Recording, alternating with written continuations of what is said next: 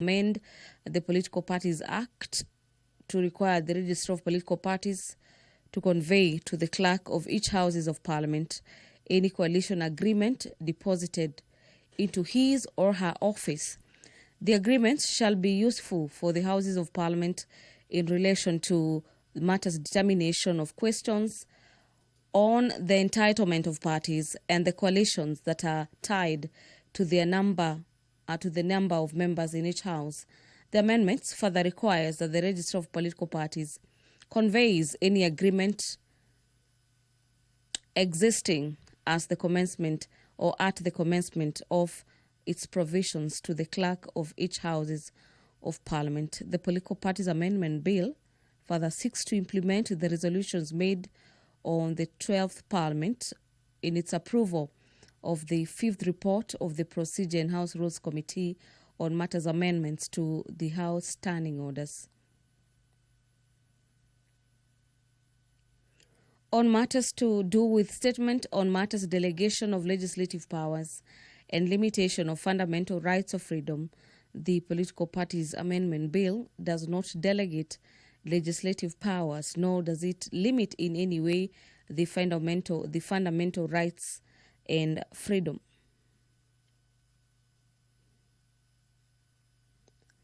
According to the move of the bill concerns county governments.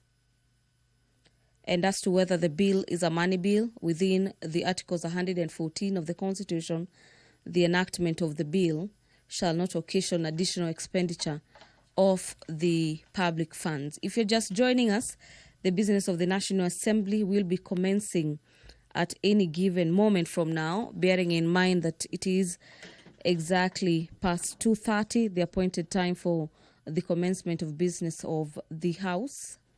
And immediately the Speaker makes his way into the chamber this afternoon, we'll be handing you over for this live broadcast of the National Assembly. And when you look at Section 10 of Number 11 of 2011 on the proposed amendments of coalitions, 2 or more political parties may form a coalition or coalition political party before or after an election and shall deposit the coalition agreement with the Register of Political Parties. A coalition, and this being a coalition agreement entered into before an election, shall be deposited with the registrar at least 3 months before an election, and provided that in the case of a coalition political party, the coalition political party shall submit the coalition agreement at least 120 days before a general election. All members of the National Assembly are upstanding, signaling that the Speaker's procession has just entered into the chamber this afternoon. The Sergeant-at-Arms carrying the mace, followed closely by the Speaker of the National Assembly, Honorable Moses Wetangula, ready to preside over the business this afternoon. Allow me to hand over for this live broadcast. Enjoy your viewing and good afternoon.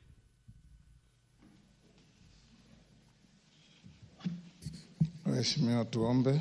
Ewe Mwenyezi Mungu ambaye kwa hekima na wema wako umetoa nyadhifa za viongozi na mabunge kwa ustawi wa jamii na utawala haki wanadamu, tukusihi utazame kwa neema nyingi sisi watumishi wako ambao wameridhika kutuita ili tutekeleze shughuli muhimu za jamhuri yetu. Tukuomba uteremshie baraka zako sisi tuliokutanika hapa, na utujalie tuyatende na kufikiria mambo yote yatakayofikishwa mbele yetu kwa njia ya haki na uaminifu, ili utukufu na sifa zako ziendelezwe, na ili kustawisha amani, ufanisi na heri ya nchi yetu na wale ambao haja zao umezikabidhi mikononi mwetu. Amen.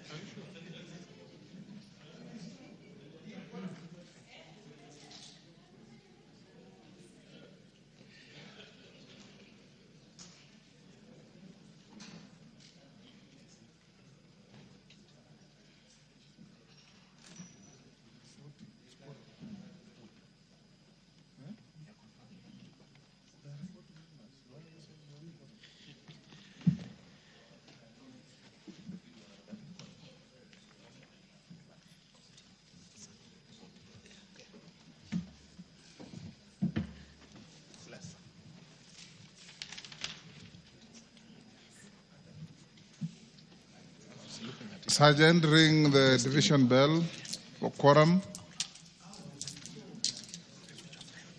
Chepkonga, where is the quorum?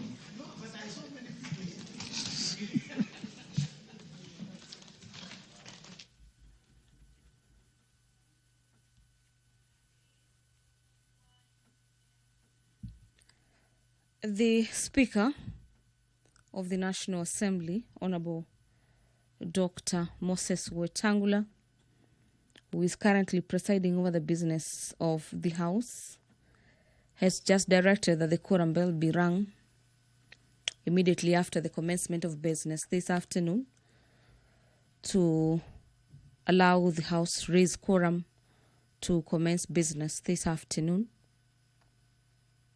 As we await for that quorum to be achieved, the Equalization Fund Administration Bill of 2023, a bill from the Senate, is lined up for debate this afternoon. The Equalization Fund Administration Bill is an act of Parliament that is seeking to provide for the administrative structures for the management of Equalization Fund, to establish an advisory board for the connected purposes. The Act may be referred to as the Equalization Fund Administration Act of 2023, and according to the sponsor of this bill is that it shall be deemed to have come into effect immediately after the ascension of the bill. Part 2 of the bill on the Equalization Fund.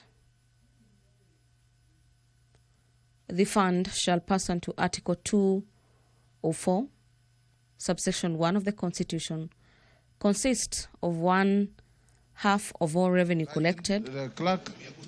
Yes, I said call the order. Order number 1, administration of oath. Okay. Order number 2, communication from the chair. Karemba.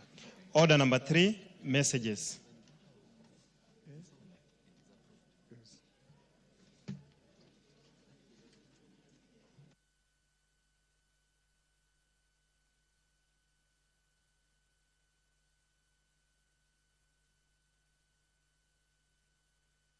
Honorable members on their feet, take the nearest seats.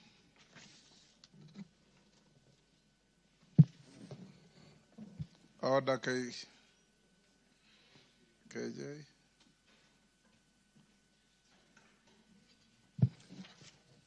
Honorable members, I have a message from the President, a referral by His Excellency the President of the Cotton Industry Development Bill, Senate Bill number 5 of 2023. Honorable members, you may recall that in accordance with the provisions of Article 112 of the Constitution, the National Assembly considered and passed with amendments the Cotton Industry Development Bill, Senate Bill number 5 of 2023 on 14th August 2024. The bill was thereafter referred back to the Senate for reconsideration. The bill sought to entirely provide for the production, processing, marketing, and distribution of cotton in Kenya, and to establish the Cotton Industry Development Board. Upon reconsideration, the Senate passed the National Assembly amendments to the bill on Wednesday, 4th December 2024, thereby concluding its bicameral consideration. This paved way for presentation of the bill to His Excellency the President for assent in accordance with the provisions of Article 112(2) of the Constitution.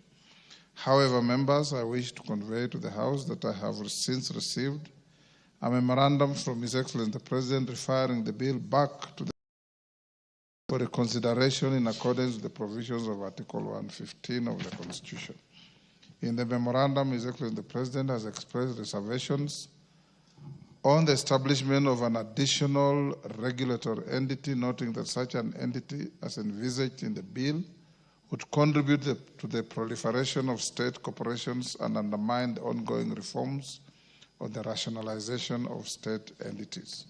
In light of the foregoing, honorable members, and noting that the bill originated in the Senate, the House will await conclusion of consideration of the President's memorandum on the Cotton Industry Development Bill 2023 by the Senate before considering the President's reservations. In the meantime, I direct the clerk to circulate the memorandum from His Excellency the President to all members to familiarize themselves with its contents. The House is accordingly informed. Thank you. Order number 4, petitions. Order number 5, papers. Majority Leader, Owen Bayo. Okay. Thank you, Honorable Speaker. Honorable Speaker, I beg to lay the following papers on the table of the House today, Wednesday, February 19th, 2025, in the afternoon sitting. Reports of the Auditor General and financial statements for the year ended 30th June 2024 and certificates therein for the following institutions. A. Annual report and financial statements of Kibabii University for the financial year ended 30th June 2022. B. Financial statements for the Salaries and Remuneration Commission Mortgage and Car Loan Scheme Fund for the year ended 30th June 2024. The Kenya Medical Laboratory Technicians and Technologies Board, KML TTB. D. State Departments for Technical, Vocational, Educational and Training. E. National Land Commission Housing Scheme Fund. F. State Fund for Cooperatives. G. State Department for Investment Promotions. H. Technical and Vocational Education and Training Authority. I. Teachers Service Commission. J. Kenya National Commission on Human Rights Car Loan and Mortgage Scheme. K. Kenya Universities and College Central Placement Service Car Loan and Mortgage Scheme. L. Center for Mathematics, Science and Technology Education in Africa Semester. M. National Research Fund. N. State Department for East African Community Affairs. And finally, Honorable Speaker, State Department for Trade. Honorable Speaker, I beg to lay. Thank you, Owen. Chairperson, Departmental Committee on Finance and National Planning. Thank you, Honorable Speaker. Kimani. Honorable Speaker, I beg to lay the following paper on the table of the House today, Wednesday, the 19th of February 2025. Report on the Departmental Committee on Finance and National Planning on its consideration of the Insurance Professionals Bill, National Assembly Bill number 13 of 2024. Thank you. Next. Order number 6, notices of motion. Chairman, Departmental Committee on Justice and Legal Affairs. Thank you, Mr. Speaker. Mr. Speaker, I beg to give notice of the following motion. That this House adopts the joint report of the National Assembly's Departmental Committee on Justice and Legal Affairs and the Senate Standing Committee on Justice, Legal Affairs and Human Rights on its consideration of the report of the National Dialogue Committee, NADCO, and the report of the Multisectoral Working Group on the realization of the 2/3 gender principle laid on the table of the House on Thursday, 16th January 2025. Thank you, Mr. Speaker. Thank you, Chairperson, Departmental Committee on Administration and Internal Security. Thank you, Honorable Speaker. Gabriel. I beg to give notice of the following motion, that this House adopt the report of the Departmental Committee on Administration and Internal Security on the inquiry into the state of security in 6 counties of North Rift, of Baringo, Elgeyo Marakwet, Turkana, West Pokot, Samburu, and Laikipia, declared as disturbed, laid on the table of the House on Tuesday, 13th August 2024. I lay. Thank you. Member for Nyandarua County, the Honorable Faith Gitau. Thank you, Honorable Speaker. I beg to give notice of the following motion. That, aware that the Kenya Roads Act 2007 provides for the establishment of road authorities responsible for, among other functions, the management and development of roads under their respective purview, and for developing and providing adequate transport infrastructure that guarantees safe and efficient movement of people, goods, and services across the country and beyond.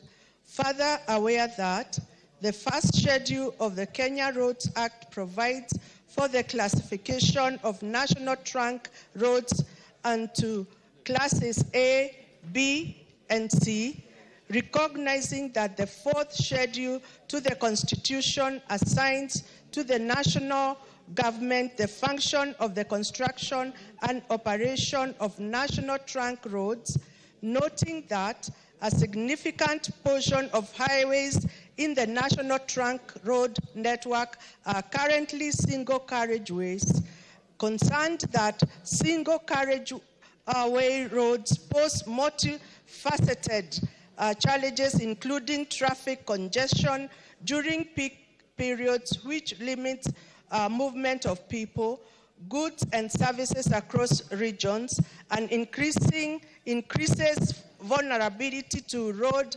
accidents. Further concerned that the lack of footbridges and safe pedestrian crossing areas on these high traffic roads has been a leading contributor to the surge in road accidents in the recent past.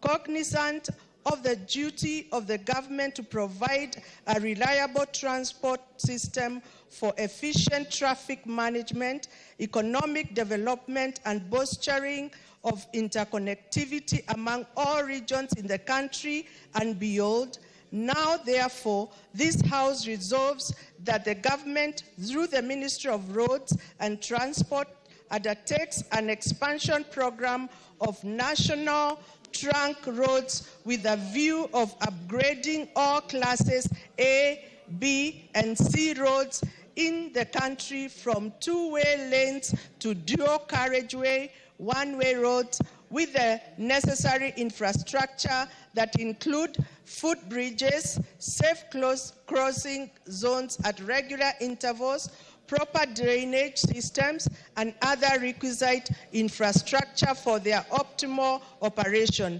Thank you, Honorable Speaker. Thank you, Honorable Faith.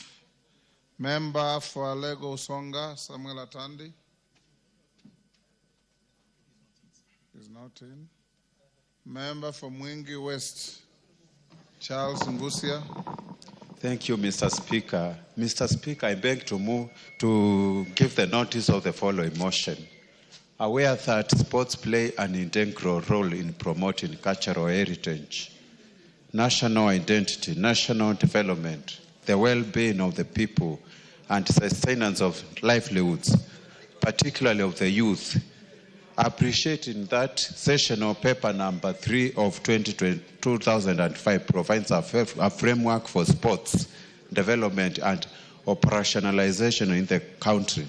Further appreciating that the sector plan for sports, culture and arts 2018 by the Ministry of Sports, Culture and Arts mainstreamed sports development in the third medium-term plan 3 for 2018 to 2022 under the Kenya's Vision 2030, recognizing that the Vision 2030 aims at capitalizing on the country's international reputation as a world-class sports powerhouse. All sportsmen and women have won international accolades and recognition, especially for the prowess in athletics.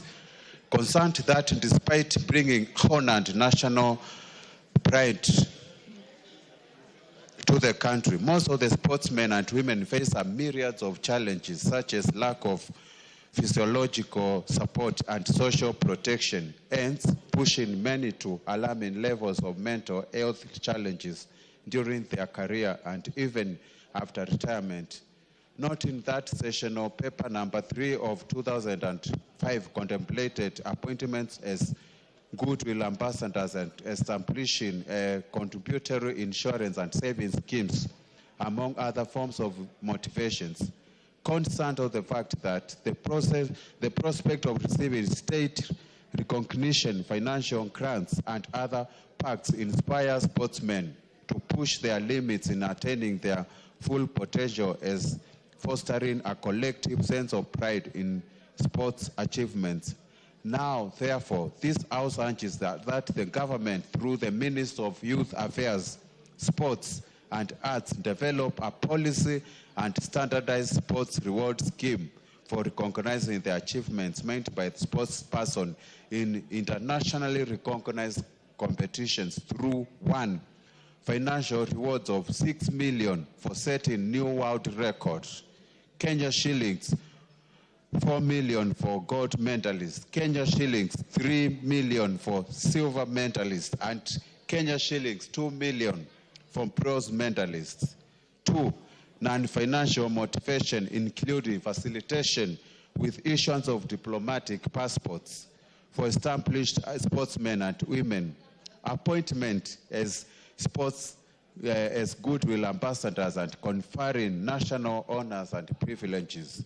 And 3, establishing a medical cover and post-retirement social protection scheme, including establishing contributory insurance and savings schemes to support sportsmen who retire from active sporting due to injuries or age. Thank you, Mr. Speaker.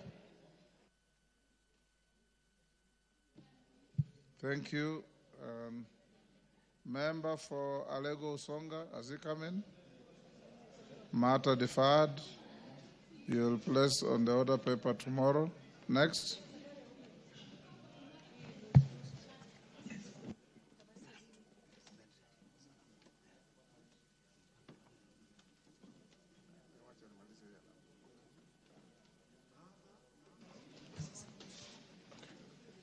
Next. Order number 7, questions and statements. Honorable members, before we get to that,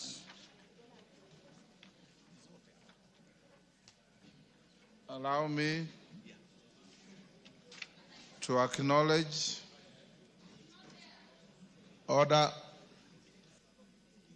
Allow me to acknowledge the presence of a delegation from the Council to the Africa Colloquium of Legal Counsel to Parliaments, sitting in the Speaker's Gallery to observe the House proceedings.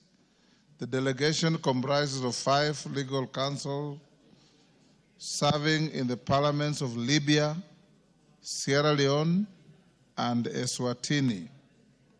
The delegation is in Kenya for a council meeting to deliberate on various policies and implementation programs aimed at realizing the effective and efficient delivery of legal services by councils serving in parliaments in Africa. On my own behalf and that of the National Assembly, I welcome the delegation to the National Assembly and wish them well.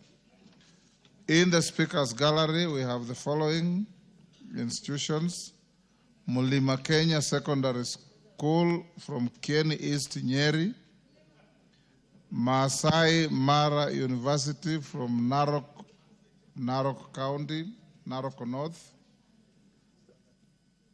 Ligao Mixed Secondary School from Embakasi East, Nairobi; and in the Speaker's Gallery we have Siakago Girls High School from Bere North, Embu.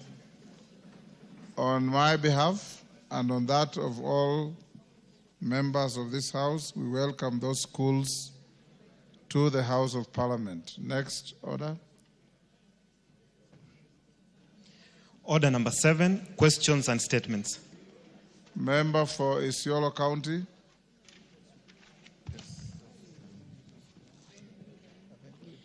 Honorable Speaker, I rise to request for a statement regarding transparency and accountability in the management of the Sports, Arts and Social Development Fund.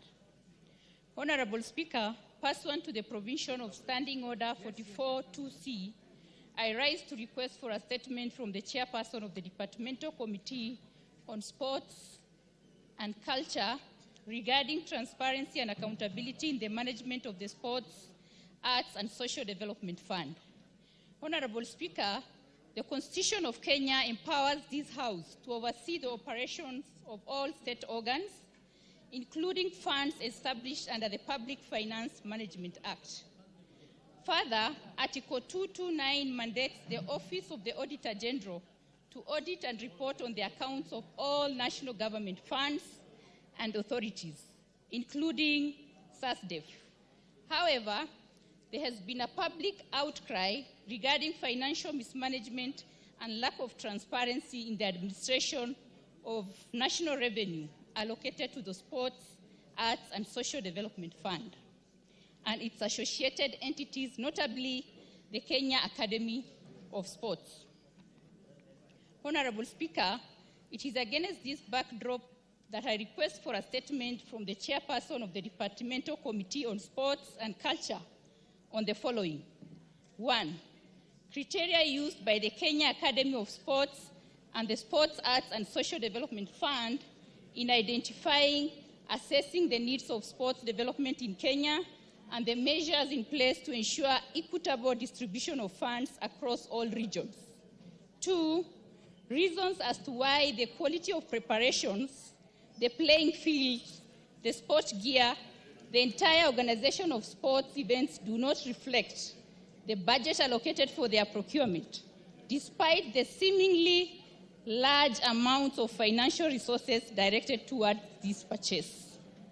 3, a comprehensive report detailing the breakdown of the funds allocated to SASDEV and spent on sports-related activities for the last 2 financial years, including the distribution across different regions in Kenya. And 4, a list of all companies contracted to supply playing kits and other sports equipment, along with detailed explanation of the tendering process followed. And lastly, a forensic audit to be undertaken by the Office of the Auditor General on the Sports, Arts and Social Development Fund for the last 2 financial years, including an audit of all companies contracted to supply goods and services, and be submitted to the Departmental Committee for consideration. I thank you, Honorable Speaker. Chair of Sports, Wanyama.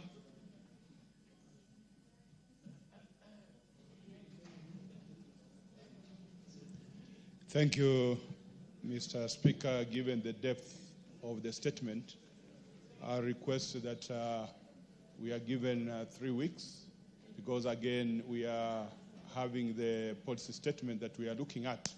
We'll be able to respond after 3 weeks. How many weeks? 3 weeks. 3 weeks, let's order. Karemba.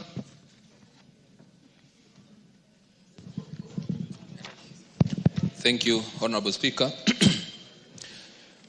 This is a request for a statement regarding the absorption of universal health coverage, UHC, contract staff. Honorable Speaker, pursuant to the provisions of Standing Order 44-2C, I wish to request for a statement from the chairperson of the Departmental Committee on Health regarding the employment terms of nurses and the Universal Health Coverage, UHC, program. Honorable Speaker, in June 2020, the Public Service Commission employed approximately 2,700 nurses on contractual terms to serve in hospitals and strengthen health service delivery and the Universal Health Coverage, UHC program. However, despite performing similar duties as their counterparts in permanent and pensionable terms, UHC nurses receive significantly lower salaries and do not receive allowances such as nursing service allowance, health risk allowance, and hardship allowance. This disparity in remuneration contravenes the principles of equal pay for equal work, as stipulated in Section 5.5 of the Employment Act, Cap 226. Honorable Speaker, on 3rd of August 2021, the Public Service Commission, PSC, issued a circular committing to harmonize the terms of contract workers with the intention of transitioning them to permanent and pensionable employment. However, up to date, UHC nurses have not been absorbed into the service. Notably, their contracts lapsed in June 2023, and the Ministry of Health renewed it for a further 1 year. There is need to finalize their absorption into permanent and pensionable terms without undue delay to ensure continued service delivery within the healthcare system. Honorable Speaker, it is against this background that I request for a statement from the chairperson of the Departmental Committee on Health on the following. 1, a comprehensive report on the measures taken by the Ministry of Health to address the disparities in remuneration and allowances between UHC nurses and those on permanent and pensionable terms. 2, update on the consultations between the Ministry of Health, the Public Service Commission, and the county governments regarding the conversion of UHC contract nurses to permanent and pensionable terms. And lastly, specific timelines for the absorption of UHC nurses into permanent and pensionable terms, as well as details on the number of nurses already absorbed. Thank you, Honorable Speaker. Thank you, Chairman. Health. Is it Health? Wapi, Dr. Bukose? Cynthia? That's your committee? Inform your chair to bring this response in 2 weeks. 3 weeks would be appropriate, Honorable Speaker. Thank you. Next. Order number 8, the Equalization Fund Administration Bill, Senate Bill number 14 of 2023, second reading, resumption of debate.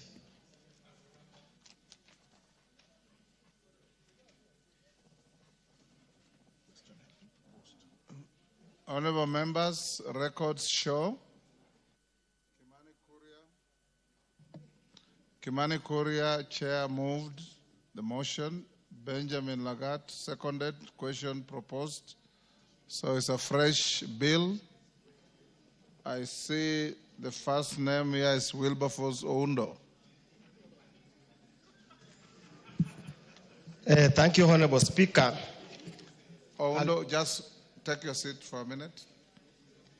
Before you take your floor, allow me to acknowledge in the Speaker's Gallery High Ridge Girls Secondary School from Westlands, Nairobi.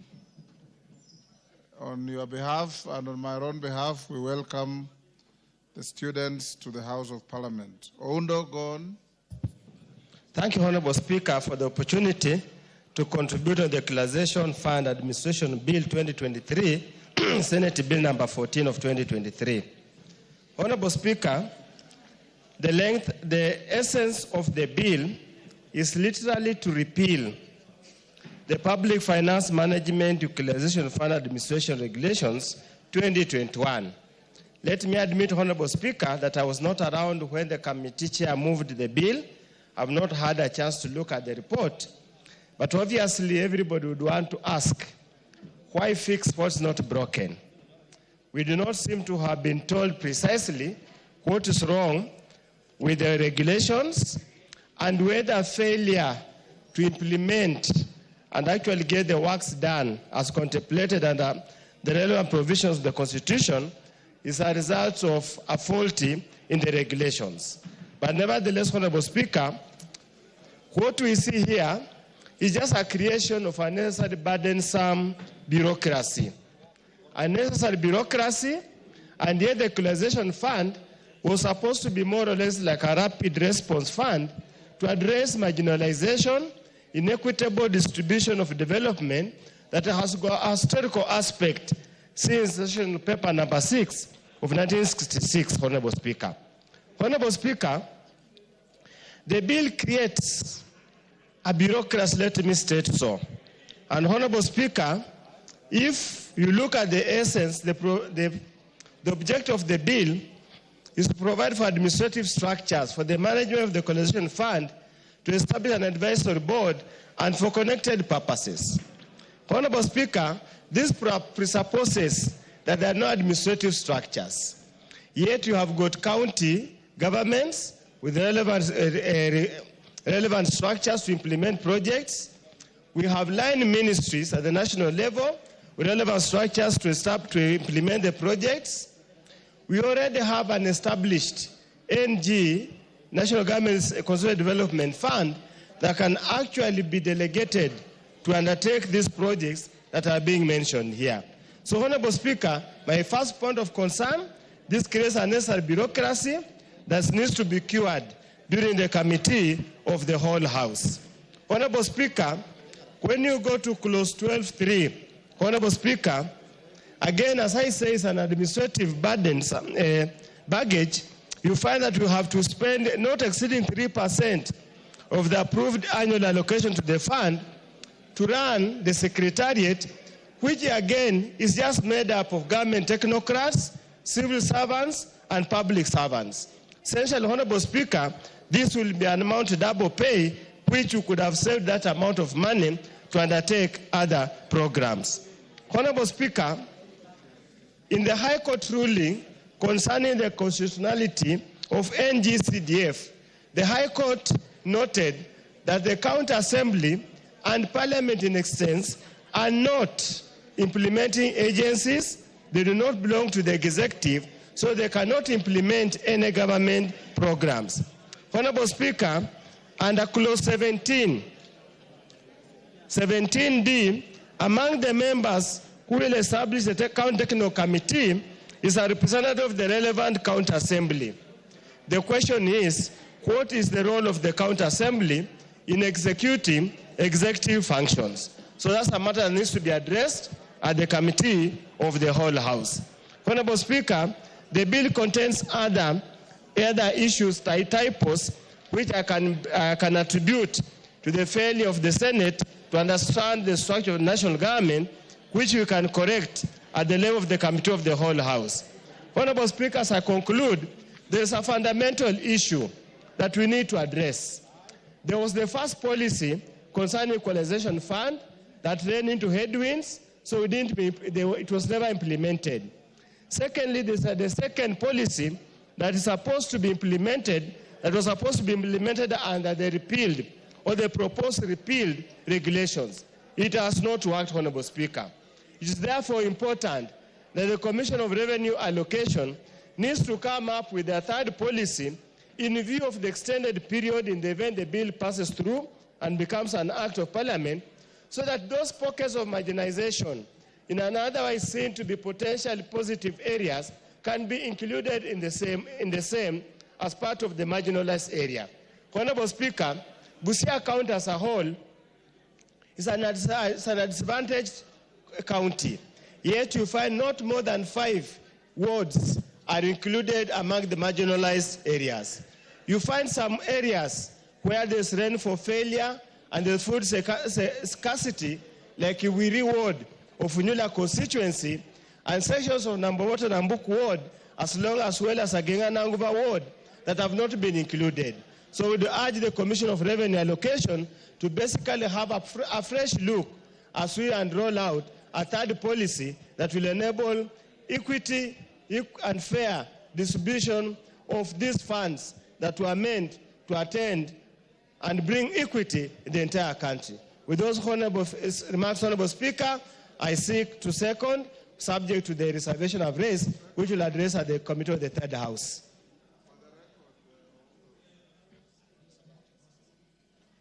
Are you seconding or supporting? The bill sorry, was already Speaker. seconded. I support your reservation, with which we'll make amendments at the Committee of the Whole House. Thank you, Speaker. Phyllis Barto.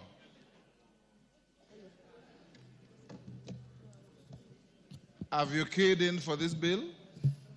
Mr. Speaker, sir, I was not to speak on this particular one. Those members who have not keyed in for this bill, log out so that I only deal with those who want to speak. Waluke? John Waluke? Makali Mulu? You want to speak to this? Yes, Honorable Speaker. Go ahead. Yeah, Honorable Speaker, thank you very much for this time. Honorable Speaker, I want also to support this bill on Equalization Fund. And Honorable Speaker, as I support, I think this fund, Honorable Speaker, had a time limit in terms of when it should be implemented. And over time, Honorable Speaker, we have faced a lot of challenges. And some of the challenges is what Honorable Udo has actually mentioned. But Honorable Speaker, the first challenge which this fund suffered and which I think has moved to the future, we need to really look at is the issue of underfunding. The Constitution is very clear what percentage should be allocated to this fund.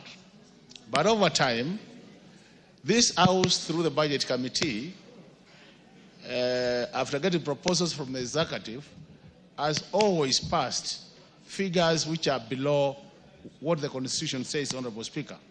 And even when the amounts are allocated, Honorable Speaker, we go to an extent of amending the same figures during the supplementary budget.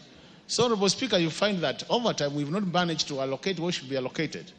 I remember last year, Honorable Speaker, there was the issue of do we really factor in the arrears into the budget if you were to calculate on an annual basis what should have gone to the fund.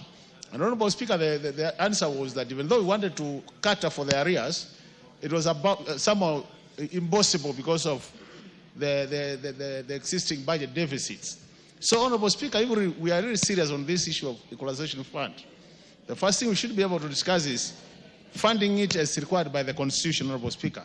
The second matter, Honorable Speaker, is even where we have allocated resources, Honorable Speaker, there has been serious delay in implementation, where the money is in the budget, but a year goes to the end without any money being released to the concerned counties.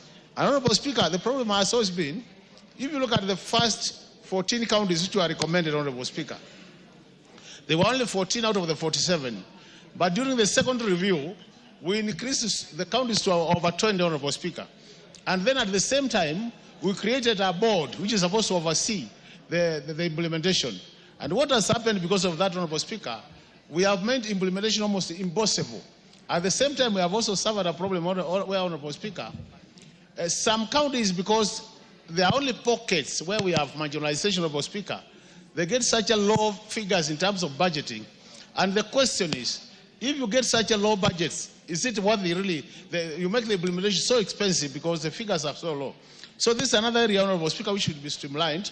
And I really want to appreciate the move of this bill, Honorable Speaker, because by really sorting out some of these issues, we'll be helping the country. Honorable Speaker, really, just to remind the House, the reason why this fund was created was to take care of marginalization, where some areas of this country were assessed to be marginalized. And on the basis of that, the fund was created just to help them catch up with the rest of the country, more so in the area of electrification, rural electrification, area of rural roads, area of health, Honorable Speaker. And in a situation where we have done about 13 years or 10 years, Honorable Speaker, and we have not implemented, Honorable Speaker, it is obvious then that, Honorable Speaker, these areas continue remaining marginalized. So I want to urge my colleagues to do what it takes, Honorable Speaker, to get this bill through so that we can streamline the operations of the Equalization Fund, and by doing so, then we'll be helping the marginalized area. Otherwise, Honorable Speaker, there could be need as we move to the future. I don't know what the implication will be, but the 20 years which was allocated, Honorable Speaker, now we've spent about 13 within an implementation. I don't know whether as a House we have some room, Honorable Speaker, to extend the timelines, because unless we extend the timelines, Honorable Speaker, it is obvious that the expected outcomes out of this Equalization Fund will never be realized. With those many remarks, Honorable Speaker, I support, and thank you so much for the time, Honorable Speaker. Thank you.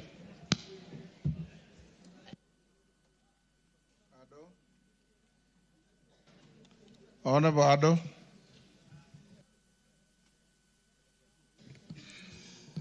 Thank you very much, Mr. Speaker.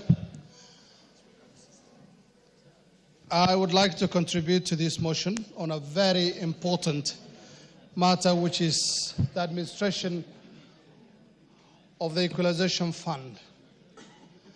Mr. Speaker, since its inception, the Equalization Fund, which was a very noble idea, has been really watered down to the effect that the definition of marginalized areas has changed from what it was initially designed to be, taking away the funds from those 13 counties that had initially been targeted for they had been left behind in terms of development, and increasing them to more than 30.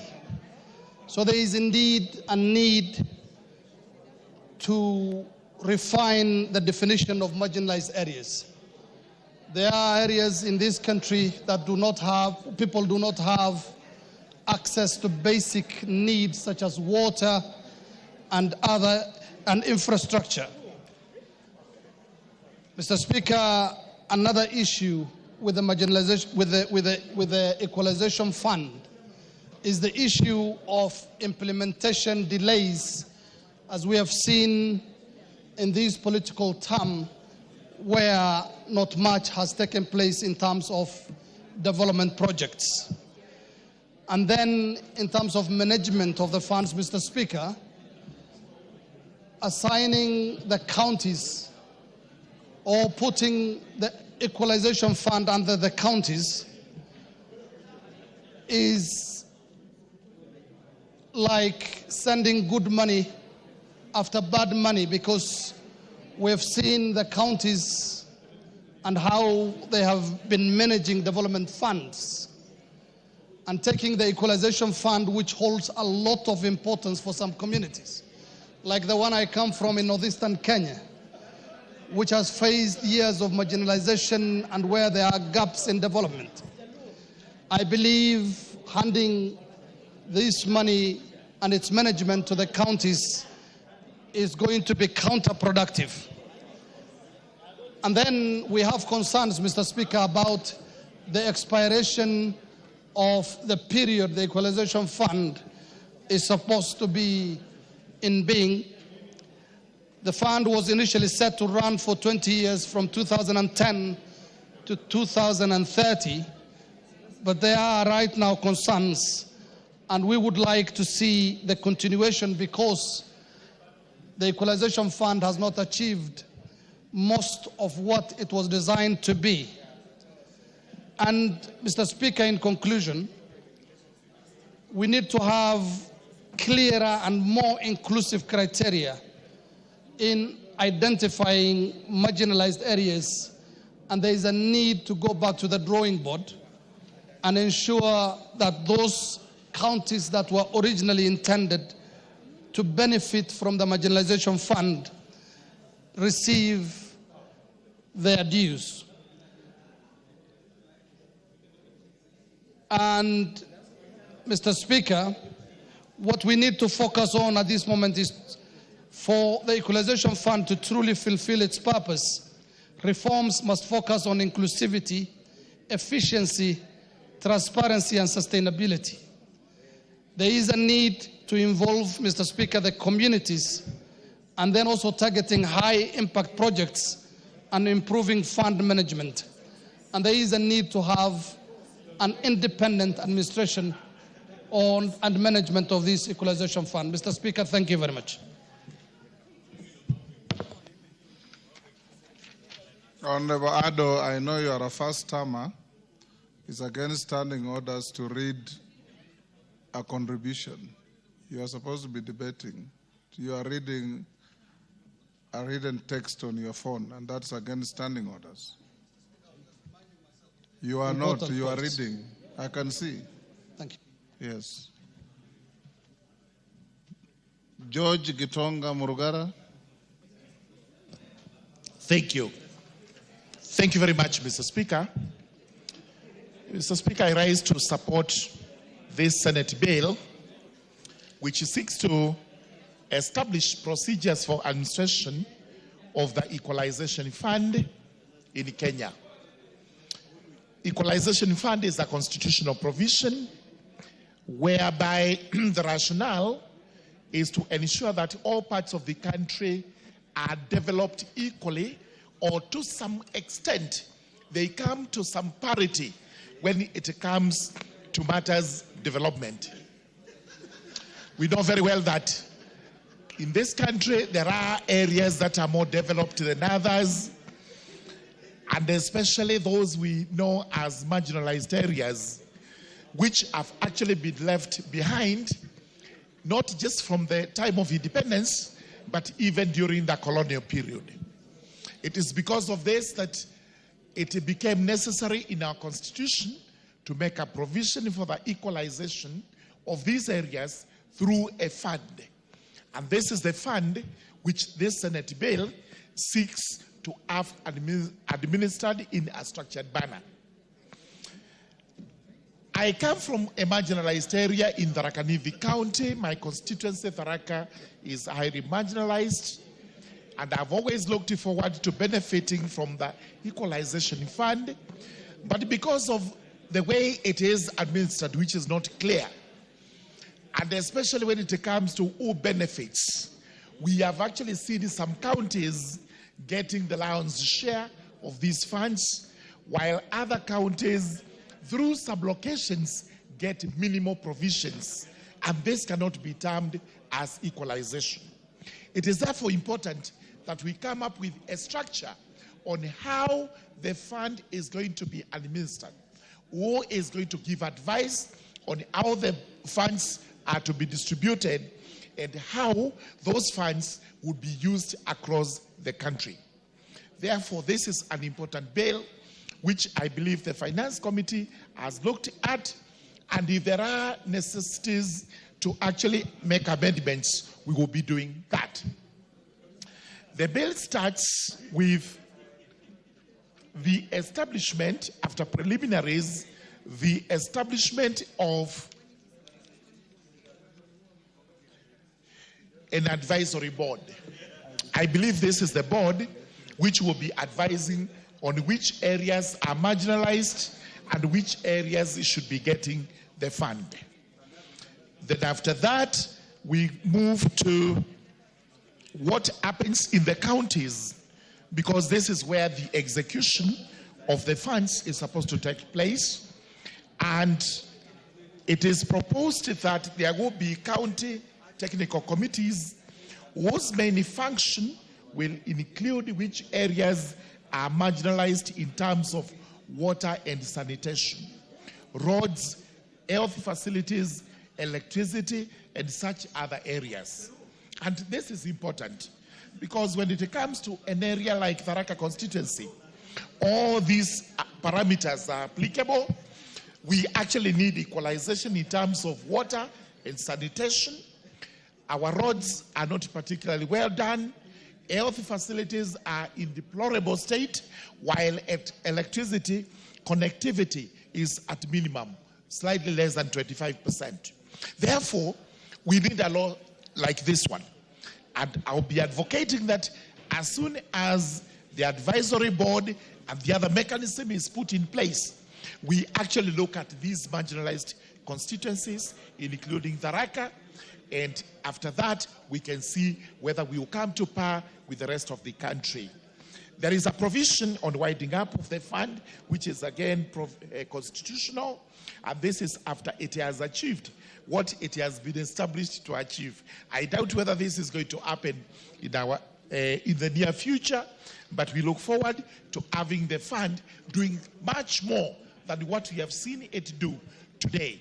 Because, sincerely speaking, there are areas in this country, there are counties that are miles ahead of others, and unless we come up with a very equitable way of equalizing ourselves, then some areas will remain more developed, while other areas like Tharaka will remain marginalized. So with those remarks, I beg to support this bill so that we see whether we can have it better than it is when it comes to application of the Equalization Fund in the country. I beg to support, Mr. Speaker. Yes, you are done. Come, Kate. Thank you very much, Mr. Speaker, for this opportunity to support. Honorable Ngeno, can you disband that Kamkunji? To support this bill, Mr. Speaker. Yes. Mr. Speaker. You are disturbing my deputy by continuously giggling behind her. Mr. Speaker,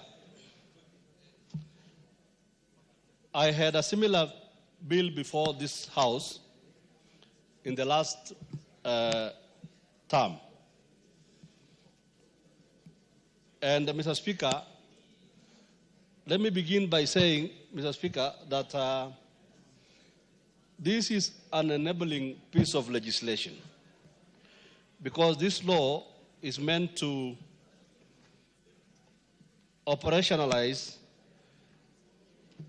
Article 204 of the Constitution on the administration of the Equalization Fund. Mr. Speaker,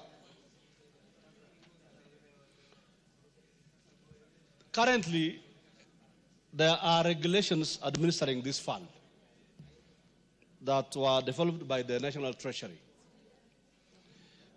And as the saying goes, Mr. Speaker, the proof of the pudding or the sweetness of the pudding is in the eating. Currently, Mr. Speaker, using the current regulations made by the Treasury and given current experiences, Mr. Speaker, the Equalization Fund is one most abused fund in this republic. And, Mr. Speaker, one of the ways this fund has been abused is through double allocation by the county governments. Double allocation and overlapping of projects and programs, Mr. Speaker.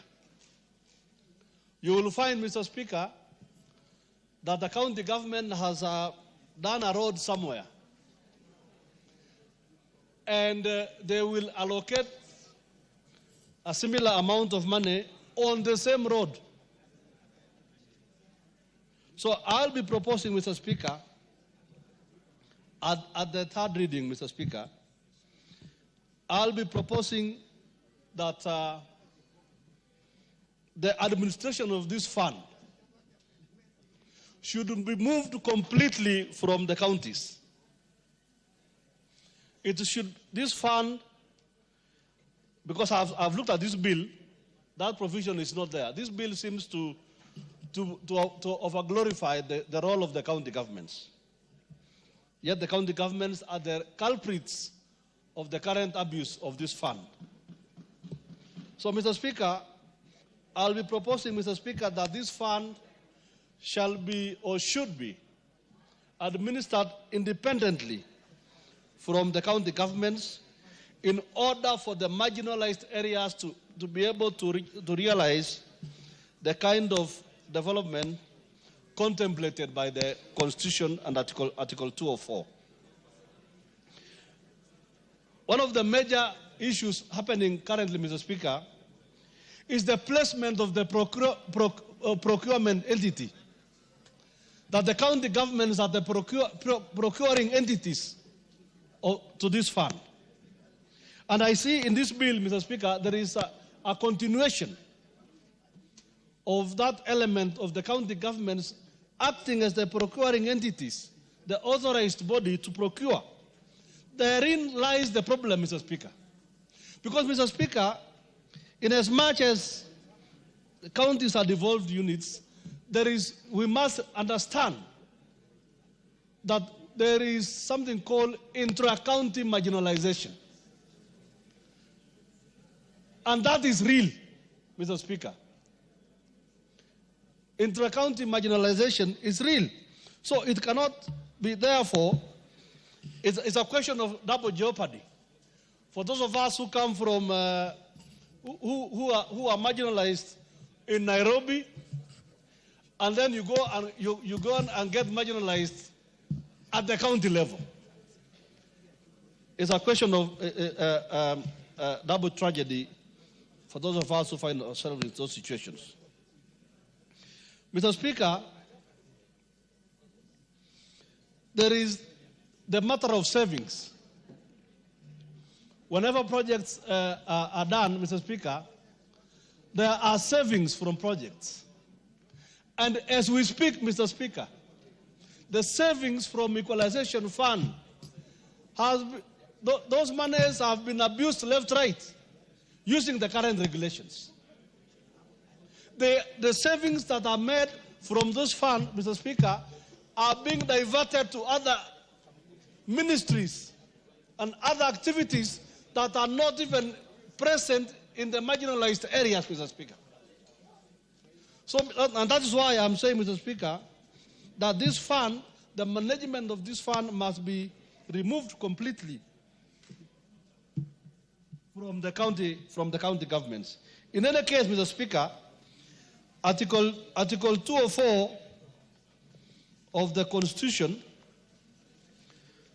is very clear, Mr. Speaker, if I may quote, Mr. Speaker. Article 204.2. Article 204.2 says, Mr. Speaker, that the national government shall use the Equalization Fund only to provide basic services, including water, roads, health facilities, and electricity to marginalized areas. The Constitution does not speak about marginalized counties. It speaks about marginalized areas. Mr. Speaker. Mr. Speaker, Article 204.2b states that the national government may use the Equalization Fund, B, either directly or indirectly through conditional grants to counties. So there is the option, Mr. Speaker. Option A is to use this fund directly. But this bill, Mr. Speaker, seems to have ceded the utilization of this fund to county governments. And that is where the abuse begins. The double allocation of funds begins. So I'll be proposing, Mr. Speaker, to amend this bill to ensure that we minimize the role of the county governments in the utilization of this fund. Mr. Speaker, I want to disagree with my colleagues who have, to differ with my colleagues, who have spoken about the expansion of the space of this fund. The first deprivation policy by the Commission on Revenue Allocation identified counties erroneously as centers of deprivation. But the second policy, Mr. Speaker, I want to appreciate the second policy that was done by the Commission on Revenue Allocation, because they went up to the sub-location level. In the first policy, Mr. Speaker, most deserving areas and most deserving marginalized areas like Tiati were left out. But in the second policy, which went now up to the sub-location level, that is where the most deserving areas like Tiati constituency has been able to benefit from this fund. And suffice it to say, Mr. Speaker, that marginalization is not a good thing. I see some people here some colleagues trying to make marginalization a birthright. Marginalization is not a birthright. It's a bad situation that you find yourself in because of the policies of the past administrations. So therefore, Mr. Speaker, as I support this bill, Mr. Speaker, I want to state that let us all embrace the second policy that went up to the sub-location level to ensure that every part of the country is touched in order to correct the low levels of development. Mr. Speaker, I beg to support. Thank you very much.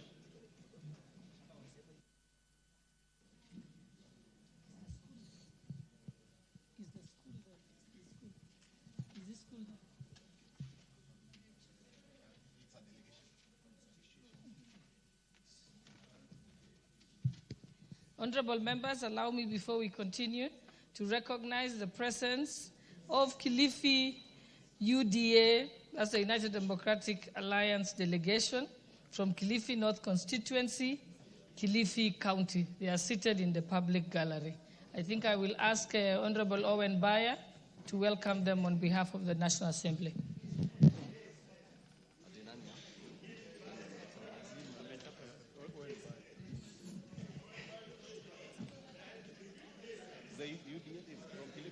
Majority Leader, you want to assist? Yes, Honorable Speaker, thank you very much. On behalf of the member for Kilifi and the Deputy Majority Leader, Honorable Owen Bayer, who has just stepped up because he had to go prepare for the funeral of Governor or Speaker Kingi's father's funeral in Kilifi. Let me take this opportunity to welcome the UDA team from Kilifi. Welcome them to the National Assembly. This is where the Deputy Majority Leader and member for Kilifi North usually sits, right next to me where Honorable Chikati is seated. And he has asked me on his behalf and on behalf of the National Assembly to welcome that UDA team from Kilifi. UDA is indeed the party of the future, the present and the future. Thank you, Honorable Speaker.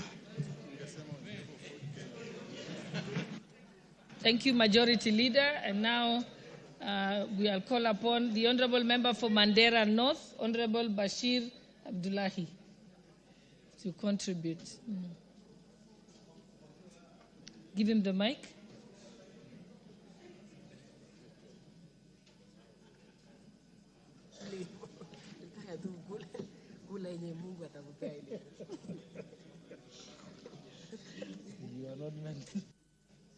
I think you didn't give him. You gave him the mic behind him.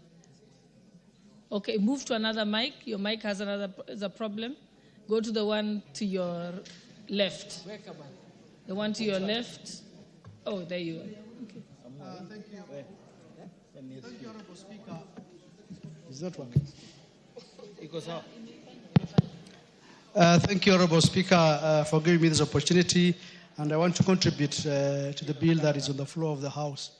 Honorable Speaker, from the onset, as you know, Equalization Fund is within the Constitution under Article 2 or 4. And the framers of this Constitution from the beginning had in mind that counties within the country shall all be equal.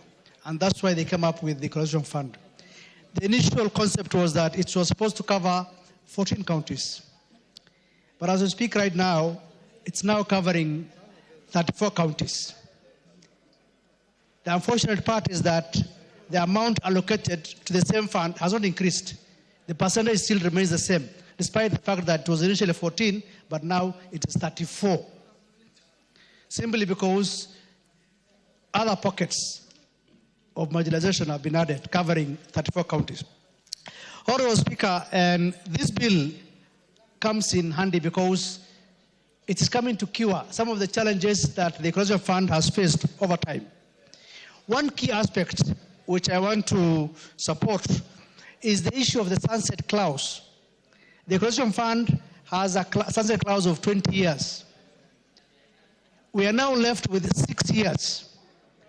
Now, with 6 years, and the fund has not been appropriated as emphasized in the Constitution. 6 years will come to an end, and those monies will still not have been appropriated or utilized. So I think the sunset clause needs to be increased to another 10 or 20 more years so that it can effectively cover all the marginal areas as emphasized. Also, Speaker, same Article 2 or 4 also talks about how this fund is supposed to be administered. It talks about directly or indirectly. And this comes in terms of regulations. Now, directly or indirectly, I will also actually propose, and probably this will come when we go to the Committee of the Whole House, is that let 50% be done indirectly and 50% done directly. That way, it can take care of concerns of all sectors. Because we have an advisory board, which in essence does not really administer the fund. What they do is that they will wait reports, areas to be covered, and so forth from the counties. But if we have 50% directly and in 50% indirectly, then the board will have a work to do to ensure that the other 50% which is direct are properly administered. Honorable Speaker, the regulations that are currently in force 100% favors administration in terms of counties. The worst part is that some of these funds are utilized for projects or minute projects to the tune of 4 million, 5 million, 3 million, 2.5 million. It really loses the essence of this kind of fund. The first time when this thing was programmed or appropriated is when funds to the tune of 50 million, 100 million to the constituencies or counties was done. But the recent allocations of programs, shockingly, is 2.5, 3.5. How will that be impactful to the people of the marginalized areas. And all that is because of the current regulations which are enforced. And this House has the powers and the privilege to change those regulations. So the Equalization Bill as it is quite okay, quite in order. All we need to do is to ensure that the regulations are amended to suit the realities on the ground. Honorable Speaker, in terms of the counties, I understand, and 14 counties initially, almost 60% of the fund still covers the 14%. And of course, with the addition of the additional counties, that has brought up to 34. But what we're talking about is, has this money also been utilized? Every financial year, this House appropriates funds, but it's not utilized. We have arrears to the tune of almost 13 billion lying at Treasury without being utilized. And yet, the sunset clause is just almost the corner, 6 years from now. And yet we have 13 billion arrears. Will the objectives be achieved of this fund? It will not be achieved. So I think we'll be making several amendments, of course, when it comes to the Committee of All House, but by and large, I support the bill, especially ensuring that the sunset clause for the Equalization Fund is extended by 10 or 20 years. And we look also fairly on the issue of administration of the fund. Is it the board that administers 100%, or it is the counties that administers? As it is now, it is the counties that administer 100%. Unfortunately, as I said before, they only use it for minute projects, 3 million, 4 million, which is not really something that we are proud of. We want, in the next administration of this board, of this fund, that projects not less than 50 million to be done in each of the constituencies, so that it is impactful. People can see it and realize that equalization is something that is helpful. Otherwise, I support. Thank you, Honorable Speaker.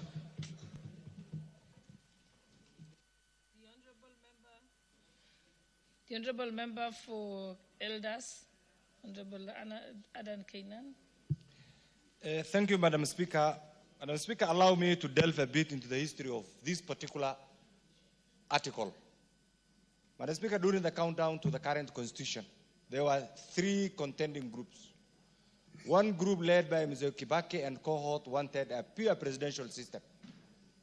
Another group led by the Honorable Raila Odinga wanted a pure parliamentary system.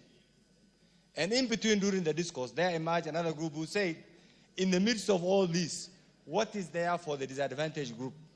And that brought in the issue of devolution and the inclusion of this particular clause to address all the historical marginalization pursuant to the wrong implementation of the old constitution, and also sessional paper number 10 of 1965, and you know the provisions.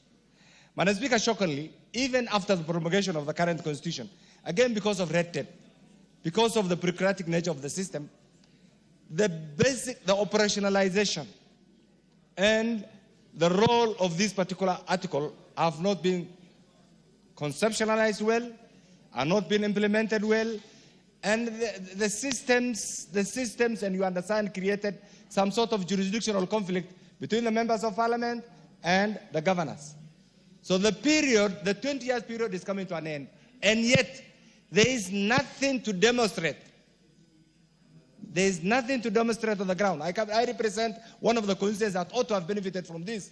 There is nothing to demonstrate on the ground that this particular article or this particular funding has benefited those people that was tailor-made to benefit. Then what is the meaning of this? The meaning of this is we as members of parliament, we have been sucked into a role that is not ours. And I really want to believe with you. The governors want to usurp the mandate of the National Assembly. We as the members of the National Assembly have failed to think out of the box, and we have fallen into their trap.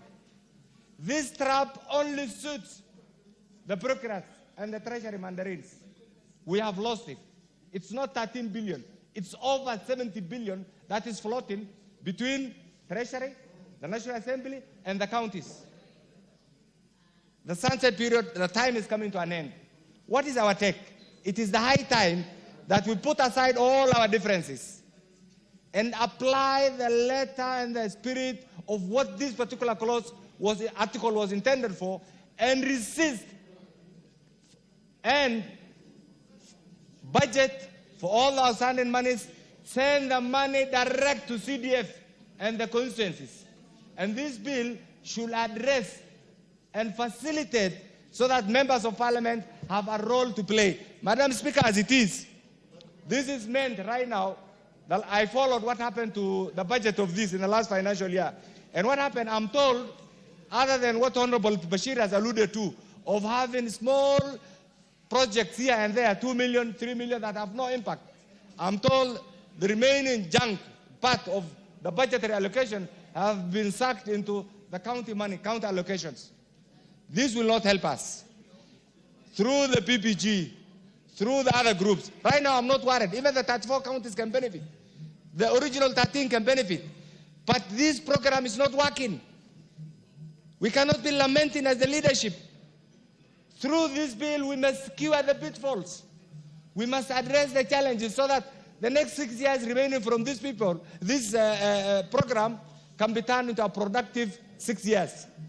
Colleagues, for those of you who have joined this house, this program was supposed to be a life changer. This program is not working. And it was picked, Madam Speaker, you remember at the end of the Second World War, the victors and the vanquished came together and came up with something called the Marshall Plan. Marshall Plan gave birth to something called USAID. USAID is right now what has been, you have heard what is happening, unfortunately. In our context, for those of us who live under this sovereign republic called Kenya, this is our Marshall Plan. Why is it not working? The Marshall Plan of the US worked. Why is this one not working? How comes we are not getting our rightful share? How comes every step that we take must attract a court battle? It is because we are not thinking out of the box. So I want to thank the mover of this bill. It is timely, but I think there is need to look at it critically so that we address all the gaps, so that once this is passed, any will-be litigant will not go to court and declare it unconstitutional. Because these days, litigants have become, I think, the fourth or fifth arm of government. Anything that we do, someone must go to court. And I think a time will come, even the court will reason and say, this does not fall into their jurisdiction. So, Madam Speaker, this is the third time I'm seeing this. It is not working. Dear colleagues, this is not working. Don't worry about the 34 clocks. It is not working. It is not anywhere. The money is not being felt. The money is not going to the ground. The money has become part of the devolved functions. Can't we put our difference aside, reclaim our role, direct this money where it's supposed to be, and have maybe one project per constituency? One project per constituency. If Elders was supposed to get 200 million, 200 million can have one critical infrastructure like hospital, like a dam, like a water facility, like an educational institution. But when you have 2 million for, what is it called, water tracking, 3 million for grading, another 2 million for something, there's no impact. The right way to approach this, and I want to ask the mover, please, during the second reading, let's go back, look at it critically, consult as many legal minds as possible so that we seal all the loopholes. Recently, we were invited to a meeting, Madam Speaker. Interestingly, that meeting was supposed to have been presided over by His Excellency the President. But fortunately, he didn't come because had he come, we'll have raised so many questions. In the KICC, out of the plus 109 MPs who are supposed to attend, who are 4. That tells you the level of disinterest. We need to deal with this. The resources are there. Yet we are complaining about lack of resources. Can we utilize these that we have so that in the next 6 years, these regions that have been neglected, these regions that have been stereotypes, these regions that have been completely left out in the national development agenda. Madam Speaker, this morning, I participated in a program that was being launched by His Excellency called, it's called Solar Mini-Grid. Madam Speaker, I just said, I am today the father of parliament. One time I joined this parliament as one of the young legislators. There are 2 things that I was looking forward to. One of them was to see at least a black substance called black substance in the definition of those school-going children in northern Kenya found in down Kenya. That black substance is tarmac. It has now gone to our region, courtesy of devolution. The other bit that I was saying during my lifetime as an MP, I will see, is the extension of the national grid from Nairobi and other parts that have been advantaged and take it to northern Kenya. It's still stuck at Garissa. We're still struggling. So one of the things that the government has done through another way, through the Ministry of Energy, is affirmative action. It is working. Why is this one not working? Why is this one convoluted? Why is this one in the wrong ecosystem? Why is this one nobody appreciate that it was meant to address? In fact, Madam Speaker, and I know you are a seasoned lawyer, if you go back to the notes of the framers of the current constitution, those are, some of them were great minds. I don't agree with a number of sections of the current constitution. But some of the critical parts, reformist part, if you go back to their notes, what they had in mind was to have a society where everybody, a Kenyan society, where everybody gets a share of the national cake. Madam Speaker, before recently, I considered myself as a second-class citizen. I considered myself as an MP representing second-class citizen within the confines of our boundary. But today, courtesy of the current constitution, courtesy of the actions of the current government, that tag is gone. Our role must be seamless. Our role must be in tandem with the national government policy. Our role should be out of lamentations. And the chairman and patron of the PPG, and I know majority of our members come under this organization, can we own this bill in addition to the mover and ensure that it addresses all the issues so that once and for all, we don't blame anybody else, but we'll blame ourselves. I want to thank the mover for this timely bill and promise you that all of us will be part and parcel of the next stages of this bill. Thank you, Madam Speaker. Honorable Russell.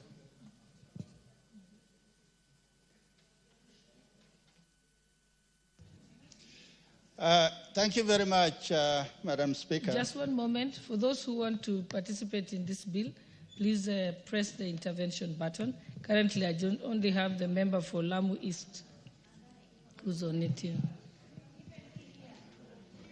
Press the intervention. Thank you very much, Madam Speaker. Madam Speaker, I rise to also add my word to what honorable colleagues who have preceded me have talked about. Article 204 of our Constitution is a very important article. Equalization in Oxford English Dictionary means to make two things equal. And the framers of our Constitution had a very clear intent that since 1965, Sessional Paper number 10, it was intended that some parts of Kenya which were more productive should grow faster, and the rest were expected to catch up. Madam Speaker, as a distinguished lawyer, many times you sitting in front there, at times I see you having an interjection on an issue, and when you sit back and listen, I actually tend to agree with you that on the surface there are things which appear good, but if you do an incision, then you find that, oh, it is not as good as it looks from the outside. Madam Speaker, this particular bill addresses only two issues of what Equalization Fund is all about. It is about the management of the fund and also to extend the sunset clause. This house is a budget-making house. And every year, we actually pass the bill that allocates resources both to the national government and to the county government. And within that allocation, in the section of the national government, you have a line that reads Equalization Fund. I think when we try to cut this particular bill with a scissor, I think it may not be good enough for us to say, let us cut this into pieces to actually get the answer to the jigsaw. And the answer lies in what the president did this morning, what Honorable Kainan alluded to. The president commissioned signing of contracts for solar mini grids that is going to cover 72% of Kenya, 131 projects, which will cost the Kenyan taxpayer 13 billion shillings. That is a lot of resources allocated on one go, but had Equalization Fund been addressed and used as opposed to being penny packeted or in piecemeal, then today we are going to have flagship projects in Turkana, in Marsabit, in Isiolo, in Mandera, in Wajir, in Lamu, and other places. Madam Speaker, my concern is that since independence, 60 years plus, today this government is constructing a road, a tarmac road or a highway, if you may say, between Isiolo and Mandera, a distance of 800 kilometers, where that population, almost close to 2 million people, live in that region, but until now, no one has seen it fit that a road was necessary, because it was put aside in 1965 that it was not the most productive parts of Kenya, because they never produced tea, coffee, pyrethrum, sugar. So today, somebody in the name of William Samoei Ruto is saying, if we open up that part of the country, we are going to get solar energy, wind, we are going to prospect for minerals. It is the frontier of development in Kenya. And that is where ASA lies, and somebody is beginning to identify. Madam Speaker, national government and county government in Schedule 4, their task or roles is clearly defined. Equalization Fund is a fund drawn from the consolidated fund. It does not belong to what is allocated to the counties. So, what Honorable Kainan there said, if the national government want to achieve impactful projects through this fund, they can direct it to have a hospital in Moyale, a power station in Mandera, so that this money is not just pilfered away in terms of 3 million, 5 million, which at the end of the day is a pinch of salt. Finally, Honorable Speaker, initially, this fund was intended to address inequality or marginalization in 15 counties of the ASAL. Today, they said that let it address pockets of marginalization. So the pocket will be in Kiambu, it will be in Nairobi, it will be in Muranga, it will be in Uasin-Gishu, where you come from, Honorable Speaker. So it misses the thread of why did we have this fund in the first place. So for that reason, Madam Speaker, I support this bill, but we as the Pastoralist Parliamentary Group, we will make our voices and positions known during the third reading. And finally, it's on the dissolution of regional development authorities. The government, in its own wisdom, saw that the RDS, 6 of them, Kerio Valley Development Authority, Wasonyiro North Development Authority, Wasonyiro South Development Authority, Lake Basin Development Authority, Coast Development Authority, were actually dissolved through discussion within the cabinet. But for those of us from the pastoralist or the ASAL, we see that the RDS were doing things which the counties were not doing or are not doing.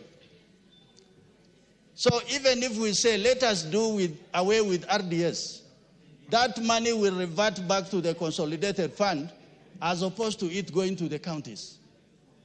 So for that reason, Honorable Speaker, we will indulge all our colleagues in this House that let us be magnanimous. Let us think outside the box. That for us to have one nation, one people, there must be some form of equity so that we move along as a people and as a country. Thank you, Honorable Speaker. The Honorable Member for Lamu East, Honorable Rueda Obo. Asante Bispika kwa kunipatia nafasi nami nichangie.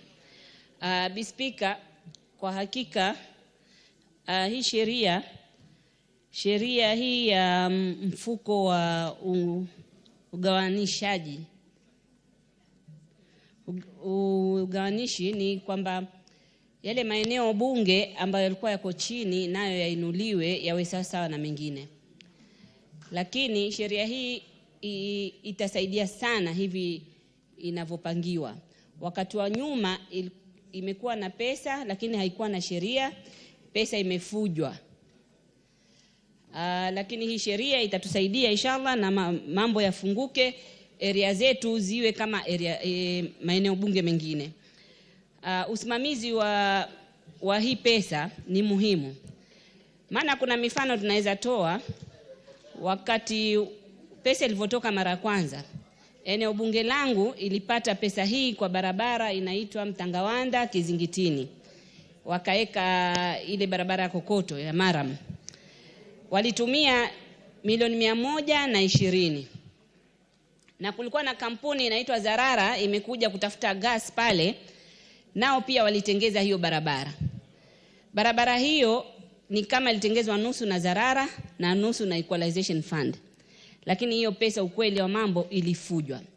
Lakini kitu ya kusikitisha ni kwa vile ni Maram, barabara ya Maram haikuweza kufuatiliwa kwa sababu atasema kulinyesha mvua, kulifanyika hivi, pesa ikatumika.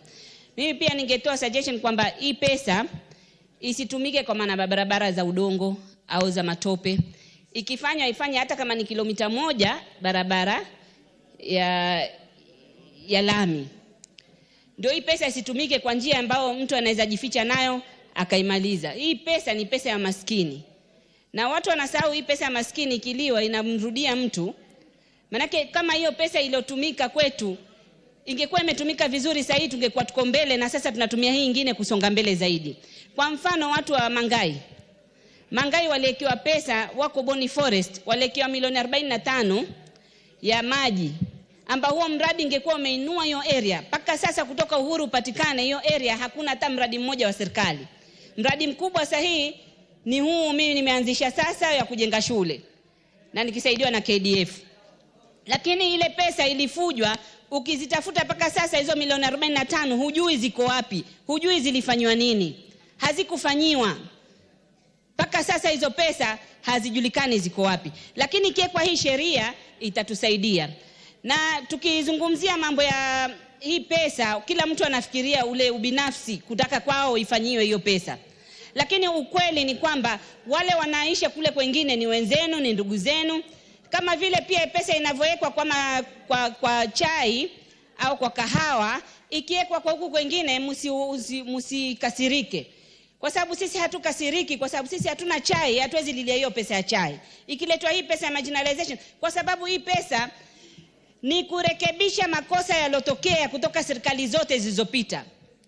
Kwa sababu haya ambayo tuko nayo sasa ni makosa ya serikali zilizopita yalifanyika. Kwa hivyo ni kurekebisha, sio ni favor kwamba tufanyiwa, inarekebishwa. Mimi namshukuru rais huyu, hii pesa iliyowekwa, yani ukiangalia kutoka aingie miaka 2 amefanya zaidi ya hii pesa iliyowekwa. Hii pesa ukihesabu impact yake hakuna kama hivi yeye alivyofanya. Mimi kwangu rais naweza kutoa example vile mfano vile amefanya. Hiyo barabara ambayo ilikuliwa pesa nyingi za Equalization Fund, sahihi yeye ananekia lami kilomita 15. Mbona hakusema atafanya yote kilomita 35? Amesema acha nifanye kitu ya kuonekana. Hao watoto walozaliwa Lamu Mashariki ambao kutoka wazaliwe paka sasa, pengine mtu ana miaka 40 ama miaka 60 hajawahi ona barabara, acha naye aone barabara. Ni tofauti, nataka wabunge wenzangu waelewe kwamba ni tofauti maeneo yetu na maeneo yenu. Hata pale Pwani maeneo bunge mengine ni tofauti na maeneo bunge yetu. Kwa mfano ukisema mtu wa Voi kutoka wazaliwe, mtoto akizaliwa tu anaona reli, anaona barabara. Hafanyi kama ni trip paka aende kuona barabara. Mtoto wetu wa Lamu Mashariki akisoma skuli labda paka wafanye trip ndio waende wakaone barabara ya lami ni nini. Kwa hivyo rais huyu ndio ametambua kwamba kuna marginalization na anafanya kazi. Na Speaker, kule maeneo bunge yetu watu wetu wanataka ile hope. Ilikuwa roho zimekufa, hawana hope na Kenya. Lakini sahihi rais ameweka hope, watoto wetu wamekuwa na hope, barabara inakuja. Leo tumekwenda kusign kitu ya historia. Kutoka dunia iumbwe, kuna vijiji vyangu kule ni 23. Vijiji 12 ndio ziko na stima. Sahihi tumekwenda kusign vijiji 3, Ndau, Kiwaiu na Mkokoni zinaekwa off grid, mini grid za solar. Yani ni kitu paka unafanya unakuwa very emotional, unakuwa karibu nilie mimi kwa hiyo function. Watu wangu kwa miaka yote hiyo hajaona stima, mtoto sahihi ndio tunaweka stima, imagine. Na sisi ilikuwa tuwafanya CBC inafanyika vipi kule, hata shule hazina stima. So sisi tukizungumzia, watu wengine wanaona tunapenda tu kucomplain au kulalamika. Lakini kulikuwa na kamati ya bunge hapa ilienda kule, haki ya Mungu wale watu wa kamati wananiambia Rueda kweli sisi ilikuwa tunaona maeneo bunge yetu ni yako nyuma, lakini kweli kuna maeneo bunge yana shida. Kwangu ukienda Speaker, utaenda na ndege, uende na boti, uende na gari, uende na pikipiki. Na saa nyingine hata kama uko na security, kuna kwingine unaenda unasema haiwezekani kwenda, unaambiwa na security. Tulienda na kamati 2 wakakatazwa kufika Mangai. Barabara mbovu, insecurity, kila kitu. Kwa hivyo nawaomba ndugu zangu, hii sheria tuipitishe na ipitishwe na marekebisho iweze kusaidia maeneo yetu. Na ikisaidia maeneo yetu pia imesaidia maeneo yenu. Kwa sababu kama sahihi ukienda kule Kiangwi, kuna police station kule, kuna hospitali. Police station ni kambi. Ukienda kuna watoto wenu, ndugu zenu ambao wafanya kazi pale. Wale wanapata shida, haimaanishi ni Mbajuni peke yake ndio atapata shida. Polisi wakipelekwa sehemu zingine kama Kiwaiu, akienda polisi kifikisha miaka 5 anatufanya kama wazimu. Kwa sababu ya hali ngumu za maisha kule. Na ni watoto wenu wengi. Si watoto wa Kibajuni wale wanakuwa kule, au si Wabajuni peke yake, ni kabila tofauti wanaenda kuwa madaktari, wanaenda kuwa polisi. Kwa hivyo lazima yale maeneo yainuke, ndio wale wakija kufanya kazi isilete stress nyingi, waweze kufanya kazi vizuri. Speaker, na wasisitiza tena na tena, ikipelekwa ile pesa ya Equalization Fund, governors wana mfuko mkubwa wa kuweza kufanya. Lakini hii pesa ndogo ambayo sahihi iko, hizo milioni kama sahihi imebakishwa, huu wakati wangu kule kuna hati milioni 24. Milioni 24 yagawanywa eneo bunge lote. Sasa governor wanachukua wanaweka kwa devolved functions. Sasa inakuwa kama si national government hakuna kitu inafanywa. Kwa hivyo ziwekwe sheria, tugawanye, ijulikane county wanafanya nini, national government wanafanya nini, isiwe na mizozo. Watu wetu wasaidike. Asante Speaker.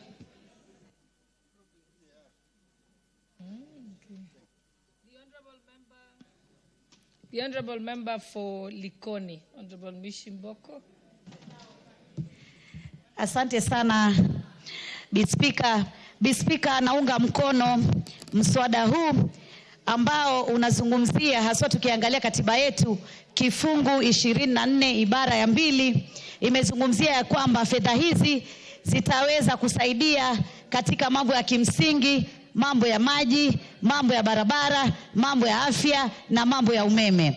Na imezungumzia haswa huduma hizi zitaweza kufikishwa katika sehemu ambazo zilikuwa zimesaulika, sehemu ambazo zimekuwa nyuma katika maendeleo, haswa kwa misingi ya mambo ya maji, barabara, afya.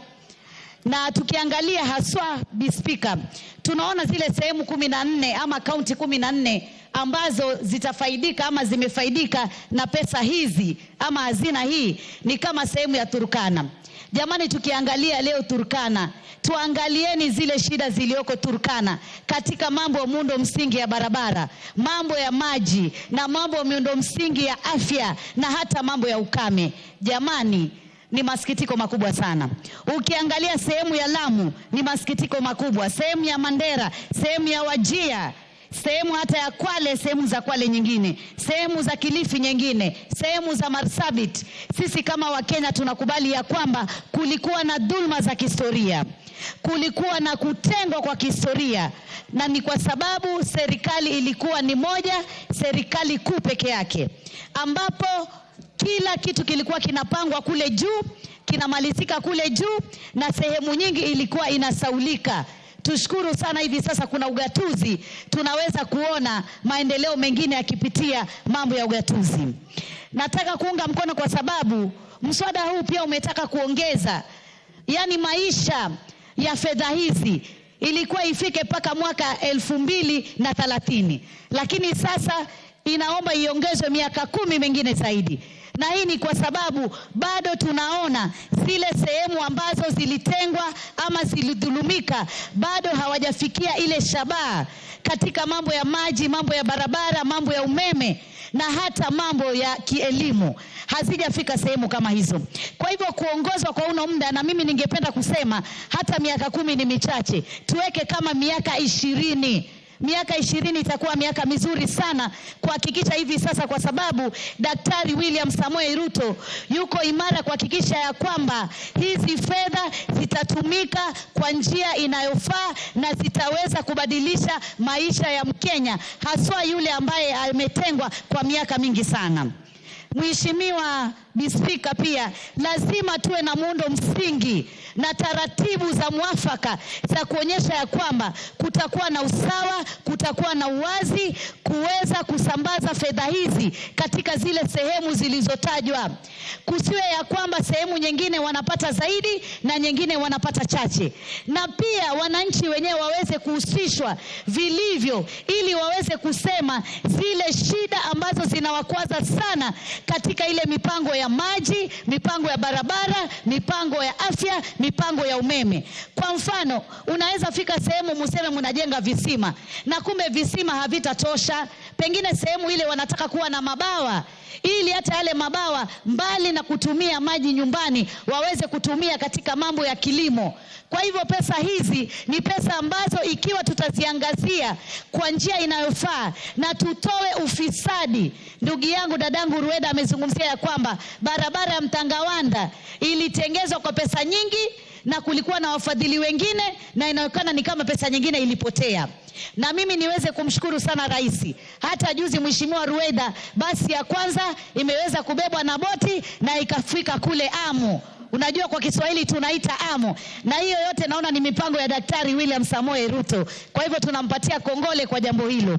Na tunataka kuweka Wakenya wawe sawa, wawe sawia, haswa katika mambo ya kimsingi, yale mambo ambayo yanatukwaza sana. Mambo ya maji ukiangalia hata kule Kwale na Kilifi kuna sehemu mpaka sasa kina mama wanachoka vichwa, wanachoka migongo, wanatembea makilomita mingi sana kutafuta maji. Na hatutaki kuona Kenya kwengine kuna maji kila mahali, hata inapotea tu, inatumika tu bure bure, na sehemu nyingine hakuna maji. Sehemu nyingine kuna barabara zinaanikiwa mahindi, sehemu nyingine watu hawajawahi kuona hata lami, hawajui lami ni nini. Kuna jamii kama ya Wadorobo, jamii ya Waongek, zile sehemu walizo, mambo mengi ya kimuundo misingi katika maisha hawajawahi kuona. Na Speaker, tungependa pia tuweke amendment tuseme ya kwamba hata sehemu za kielimu, mambo ya kielimu yaweze kuangaliwa na fedha hizi, kwa sababu leo kuna sehemu hawana shule ile tunaita kwa Kiingereza national school. Hawana hata ile kwa Kiingereza tunaita provisional school. Yani wako na shule tu zile ambazo ziko katika kiwango cha wilaya peke yake, na hawana zile ambazo ziko katika hali ya shule zile nzuri, kama kusema ya kwamba tukisema kama shule nzuri kama Starehe Boys kwa mfano. Lakini kuna sehemu hawana shule kama hizo ambazo hata zinaweza kutoa watoto na natija juu sana ya kielimu. Kwa hivyo mambo ya pesa hii lazima tuiangalie, na tuangalie zile nyanja nyingine ambazo hazijawekwa katika katiba kuangaliwa na fedha hii. Mambo hata ya chakula. Tumekuwa na ukame sana katika taifa letu. Sehemu za Tana River, sehemu za kule Marsabit na sehemu za kame nyingi sana katika sehemu yetu ya Kenya. Wamekuwa wakikosa chakula, wamekuwa na shida, kina mama na watoto wanahangaika, mifugo pia inakufa kwa sababu ya maji, kwa sababu ya chakula na kwa sababu ya miundo misingi kwa mambo ya kijamii sana. Kwa hivyo mimi nataka niseme, tumejua kuna ile board. Lazima ile board pia iangaliwe na ipigwe msasa, na iwe ni board ambayo itakuwa inafanya usawa, na haswa iweke vigezo na mikakati ya kuwa fedha hizi zitatumika kivipi. Hii sitofahamu ya serikali kuu na serikali ya kaunti pia lazima imalizike, kwa sababu tunajua kaunti wako na fedha zao ambazo wanazipata. Lakini fedha hizi ingekuwa mwafaka kama serikali kuu ingetumia hata mfumo wa NGCDF, iweze kupeleka pesa zile pale, mbunge akiwa pale anaelewa haswa matatizo nyeti katika mambo ya maji, barabara, afya na umeme. Inaelewa zaidi sana kuliko katika kaunti, kwa sababu pengine kaunti ni kubwa sana, lakini ukipitisha chini mashinani ambapo tunazungumzia ugatuzi, tunaweza kuona ya kwamba Wakenya wanaweza kubadilisha hali zao za maisha. Na mimi nataka niseme mwaka huu wa 2025 ni mwaka wa mageuzi katika mambo ya maendeleo. Na katika sehemu hii ya fedha hizi ni sehemu ambayo lazima tukifanya ile tunaita kwa Kiingereza supplementary budget, tuweze pia kuangalia hata tukiweka bajeti, pesa hii lazima iwekwe ya kutosha, kwa sababu ni kweli hatuko sawa katika sehemu zetu tunazotoka katika Jamhuri ya Taifa letu la Kenya. Na hii yote ililetwa ya kwamba kulikuwa na mambo ya ukabila wakati huo wa nyuma. Ndio unaona Mheshimiwa Rais kila saa anasema, anazungumzia Ukenya na anazungumzia kuwa tushikane kama Wakenya, tuwe Kenya moja na tuwe kitu kimoja. Ndio sababu kila Mkenya awe pale alipo anapata maji, ana muundo msingi wa barabara, kama ni mambo ya zahanati tuweze kujua. Sasa hivi kuna maradhi ya saratani yameenea sana, kina mama wengi wanakufa na saratani. Je, sehemu hizi ambazo zilitengwa, sehemu nyingi za kame, sehemu ambazo zilikuwa zimesauliwa, wana zahanati ambayo inaweza kuwa na sehemu ya kuangalia mambo ya saratani? Hilo ni swali lazima tuliulize. Kuna maradhi magumu mazito ambayo sasa hivi tuko nayo hapa katika taifa letu la Kenya, na iwapo hatutakuwa na zahanati ambazo zina vifaa, zina madaktari, zina madawa ya kutosha, basi Wakenya wengi wataweza kupoteza maisha yao. Ndiposa tukasema lazima tuweke jambo kama hili liweze kupiga darubini na kutathmini, je, katika taifa letu la Kenya, kaunti zetu 47, mabunge yetu 290, ni sehemu gani ambazo zimetengwa, ziko nyuma, hazijapata maendeleo? Kwa hivyo naunga mkono Speaker, na naambia wabunge wenzangu tuangalie mikakati ya sheria na mbinu na miundo misingi ya kuonyesha fedha hizi zitamsaidia Mkenya, na Kenya itakuwa moja na Wakenya sote tutafurahia. Asante sana Speaker. Asante sana. The member for Lakdera, if you indulge me and with your permission, allow me to allow a member for Mogotio to go first. I know you are ahead of him, but I know he's been sent to some other duties by the Right Honorable Speaker relating to our late colleague. So if you allow him, and then you'll be next. Is that okay? Okay. Proceed, Honorable Kibarek.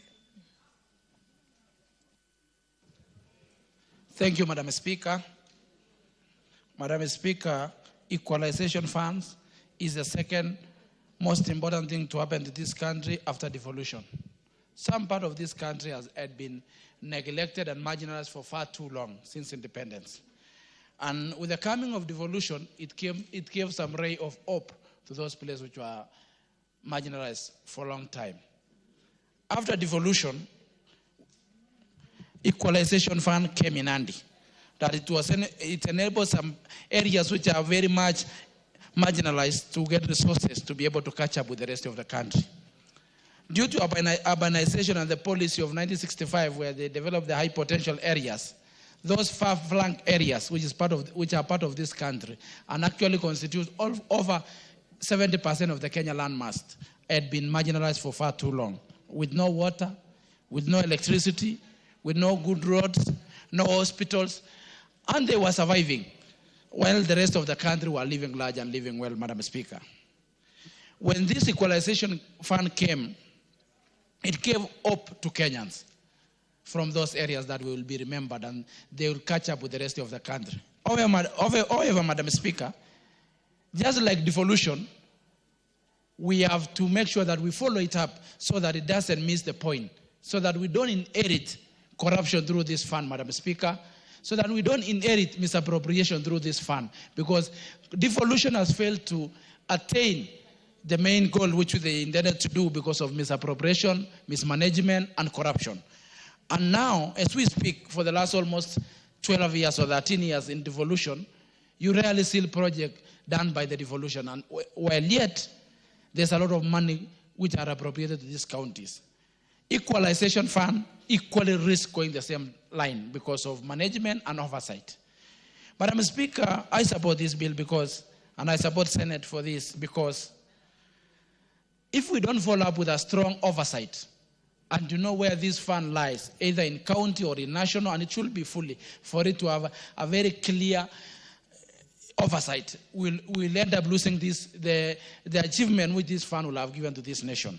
Madam Speaker, as it is at the moment, you cannot tell whether it is fully in county, devolved, or whether it is in national, making it very difficult to oversight because it's almost a 50-50 kind of sharing between the national and the county government, making it hard. Is it MCA to oversight? Is it member of parliament? Or is it senator?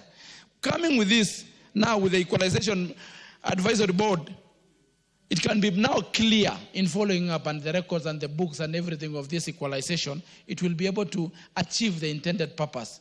And my prayer is that this Equalization Fund should have a very lean team, just like NGCDF, so that less than 8% of it goes to the administration. The rest, 92%, should go to development so that we're able to see tangible development and we're able to see fast-track development. Secondly, Madam Speaker, in terms of CRA, identifying areas to benefit from equalization. At times we get a place more marginalized, not being able to be enlisted in the areas, in the locations, and in the areas and wards to benefit from equalization, while some areas are a bit under-deserving and they are not picked by CRA. So as we work on this board, we should also work on a clear, fair formula through CRA that our colleagues in Senate should help us, so that the picking of the areas we should be beneficiary of this equalization fund should be fair and beyond reproach, not because should not be done without proper equity, because it end up not achieving the same purpose and intention which was supposed to achieve through this equalization fund. And through our colleagues in Senate and National Assembly, we have to make sure that the formula for CRA, for maybe fourth or fifth policy, should be fair, transparent, in a manner that all areas which are marginalized are enlisted in the list of the areas to benefit. As we work on this board, which will be able to run this fund and will be a clear path of oversight so that we're able to move forward.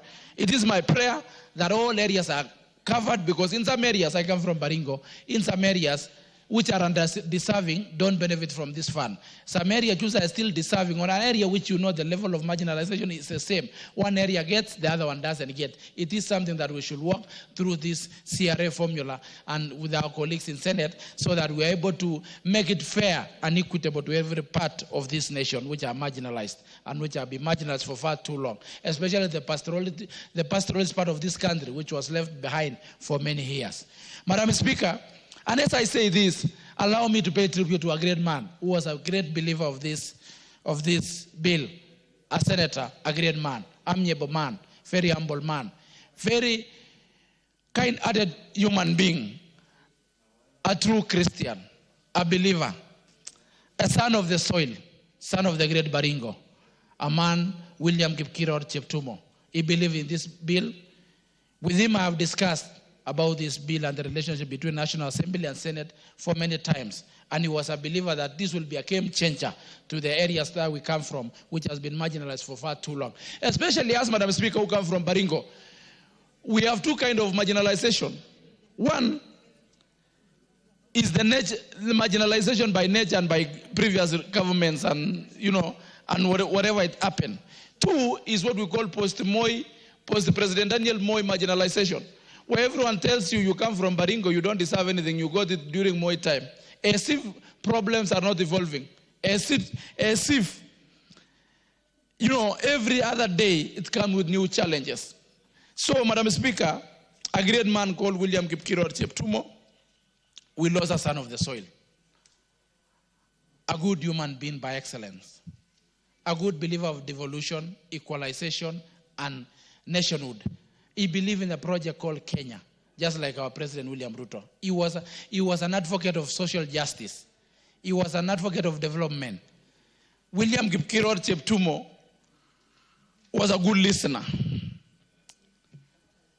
He was a good advisor and a counselor to many of us young people. He was a mentor to many of us. He took us, when we were elected into this house, William Kipkiror Cheptumo took his time to advise us, being a senior. He will call us and, with authority, reminds us that he's an elder and he's a ranking member, and whatever he says, whatever he says, he's saying out of authority. One thing that Cheptumo will tell us, and will tell me personally, is that work for the people. Just work for the people. Don't mind about election. When you work for the people, people will re-elect you. When you don't work for the people, you will not be re-elected. So it will remind me every other time, don't even bother yourself thinking about 2027, think about development, because the total sum of what you do now will be judged when it comes to election time. He will tell us to always devote ourselves and our energy to serving our people and to serving this nation and to believe in this project called Kenya. He was a nationalist. He was never a tribalist. He was never someone who looked down upon people, given that he was a much elder person than us. He never dismissed us based on age. He was not an ageist. He was not someone who will look down upon you because he was more older than us, but he was someone who comforted us with his wisdom, with his experience. And he did a lot of development in Baringo while he was member of Parliament Baringo North. He did tarmacs, he did roads, he did many other things. While he was senator, he was a unifying factor in my county for Baringo. He was a person who will sit all of us down and, chant away and bring a formula on how to make Baringo a better county and make this nation a better country. So we want to pray with the people of Baringo. We want to pray with the people, the family of William Cheptumo. Pray with the people of Baringo North from Tunoyua, where he was born, and the entire Baringo North, the people of Baringo, the people of Kenya, and the senators who worked closely with Cheptumo. May God comfort them at this difficult time. They lost a great man. And we also lost a great father and a brother and a senior to us. So we want to pray with his family and also take this opportunity, because in the same breath, to also pray with the family of Malulu Njendi, Honorable Malulu Njendi, a good man, a gentleman by excellence. He will always sit here. He was also equally ready to give us wisdom, to always advise us and he was very passionate about his bill on on the salaries for the village elders, which you always push in this house. So, Madam Speaker, I want to thank you, and I want to tell you this Equalization Fund is the best fund to ever happen to this country. However, it should be followed up with a serious oversight, not to be misappropriated or to be corrupted by corrupt individuals who want to enrich themselves at the expense of this country. Thank you, Madam Speaker. God bless Kenya. God bless Baringo. God bless. Honorable members, before we proceed, I'd like to recognize the presence of Elbagon DBE Secondary School from Molo constituency, Nakuru County. And I'll give an opportunity to the Honorable Member for Molo constituency, Honorable Kimani Kuria, to welcome them on our behalf.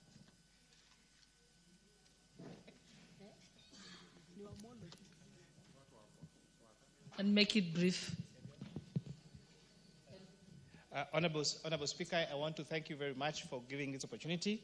I take this chance to welcome the great students of Elbagon Secondary School into this, to observe these proceedings, and to tell them when they go back home to work very, very hard. Elbagon Secondary School, coincidentally, is where my mom went to school.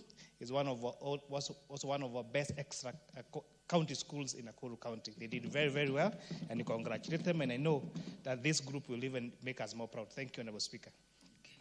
The Honorable Member for Lagdera, Honorable Abdikadir Mohammed, and thank you very much for indulging your colleague.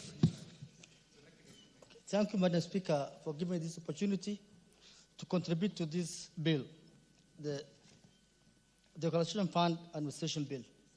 Madam Speaker, as it is now, Equalization Fund is administered by a regulation. A regulation, by the time it was done by people who had counties in mind, because they're given very many roles to the counties. And the role they give to the counties is such important that nothing can move without them. Therefore, it's like they had counties in mind. They brought this regulation. They wanted to hand over this, the fund to the counties, and it has, in fact, and if you look at it, 14 years after our constitution, nothing is on the ground. Nothing done by Mulching Fund. After 70 billion shillings, if you go to my constituency, you will not even see a single toilet done through Mulching Fund. But the money has been utilized. So we can ask ourselves, where is this money going to? Where has it gone to? Secondly, Madam Speaker, I have a problem with the way marginalization areas is being defined by this bill. It's like marginalization areas is a moving target. Such that today you might be in marginalized area, tomorrow you are not there, because it's done based on policies. And the previous policies have moved the fund, the marginalized counties from 14 to 34 currently. When you see some small pockets of areas which have been developed by session paper number 10, being now called marginalized. They are now eaten into the fund, which was meant for areas which are marginalized. So I think we must have parameters on how to define marginalized areas. They must put parameters in place. The other thing is, Madam Speaker,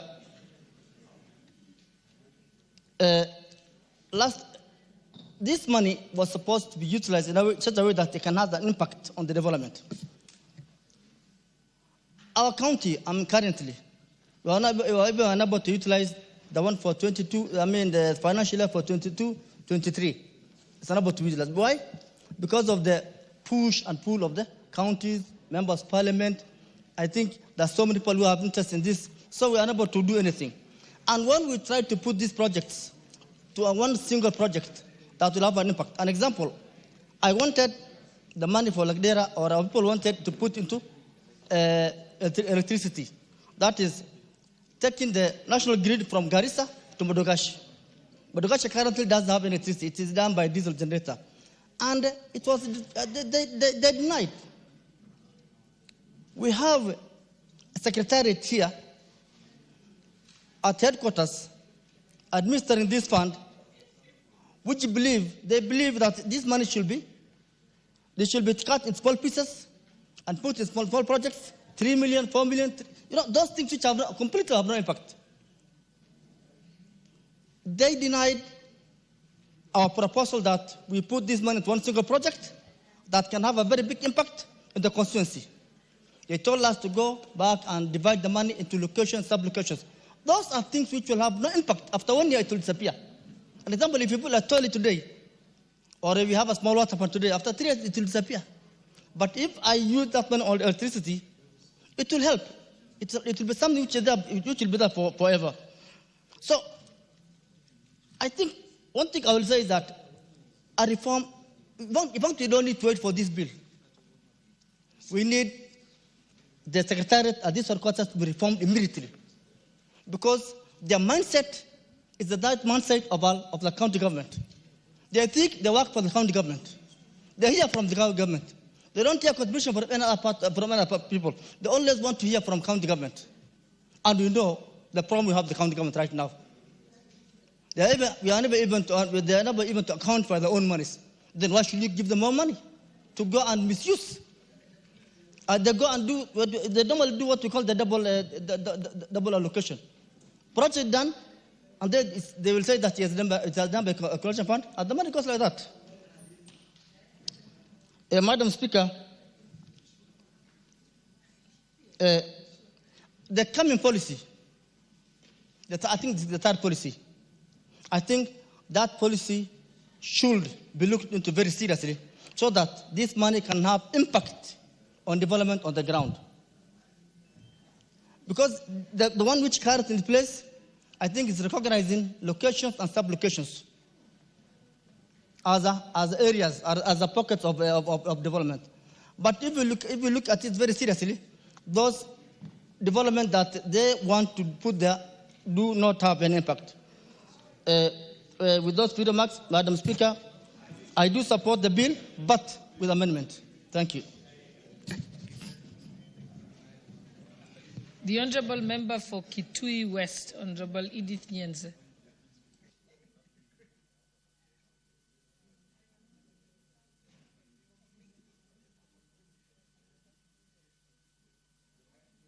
I think your mic is not working. Maybe try another one.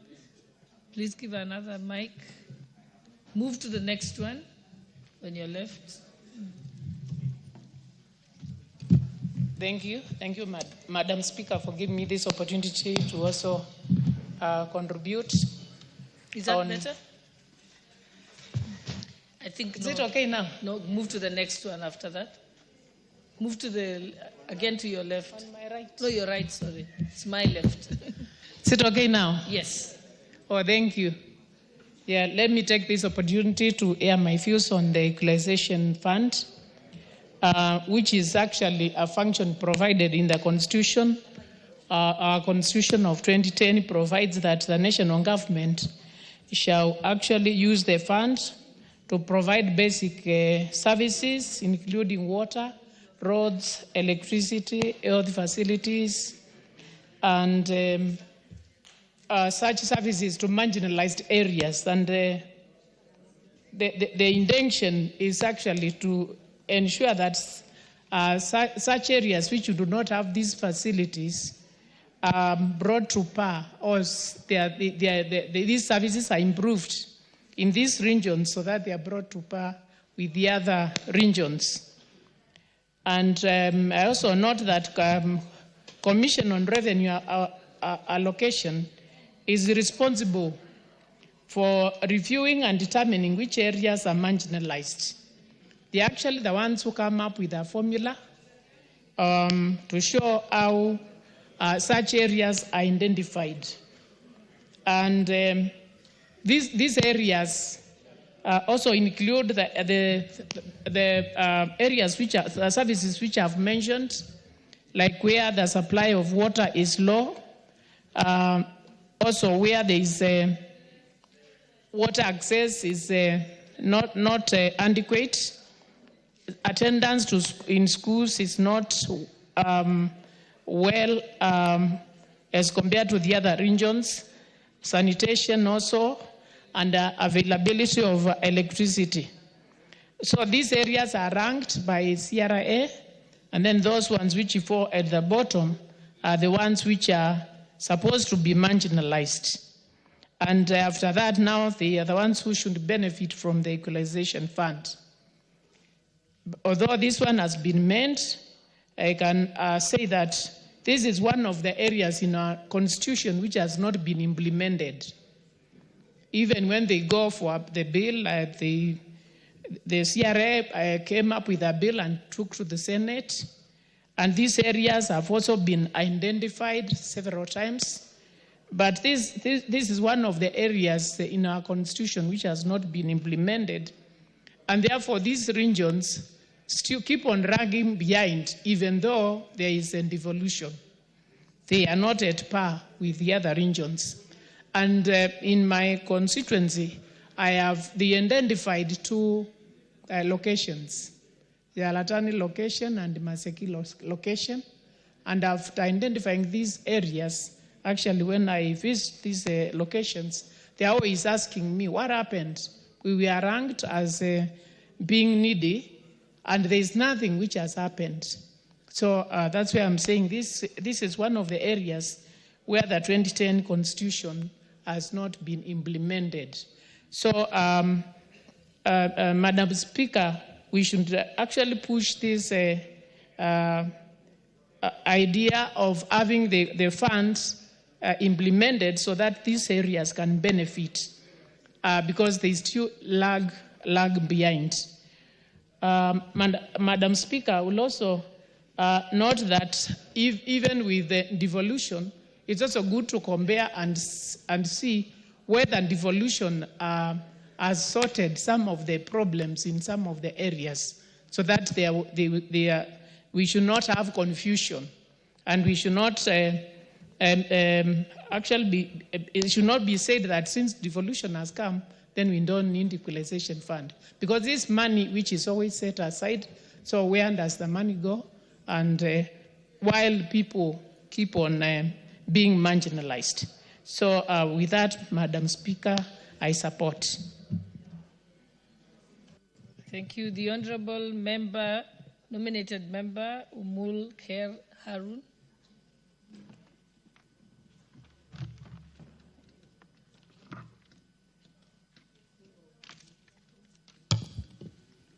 Thank you, Madam Speaker, for the chance to contribute on the matter on the floor. I support the Equalization Fund because of the myriad of challenges that are ongoing in the regions that were earmarked for this particular program. I think we're having a problem with her mic also. I know today we are challenged. Oh, it's okay now? Okay. Thank you. I support the Equalization Fund because of the challenges that it is meant to serve.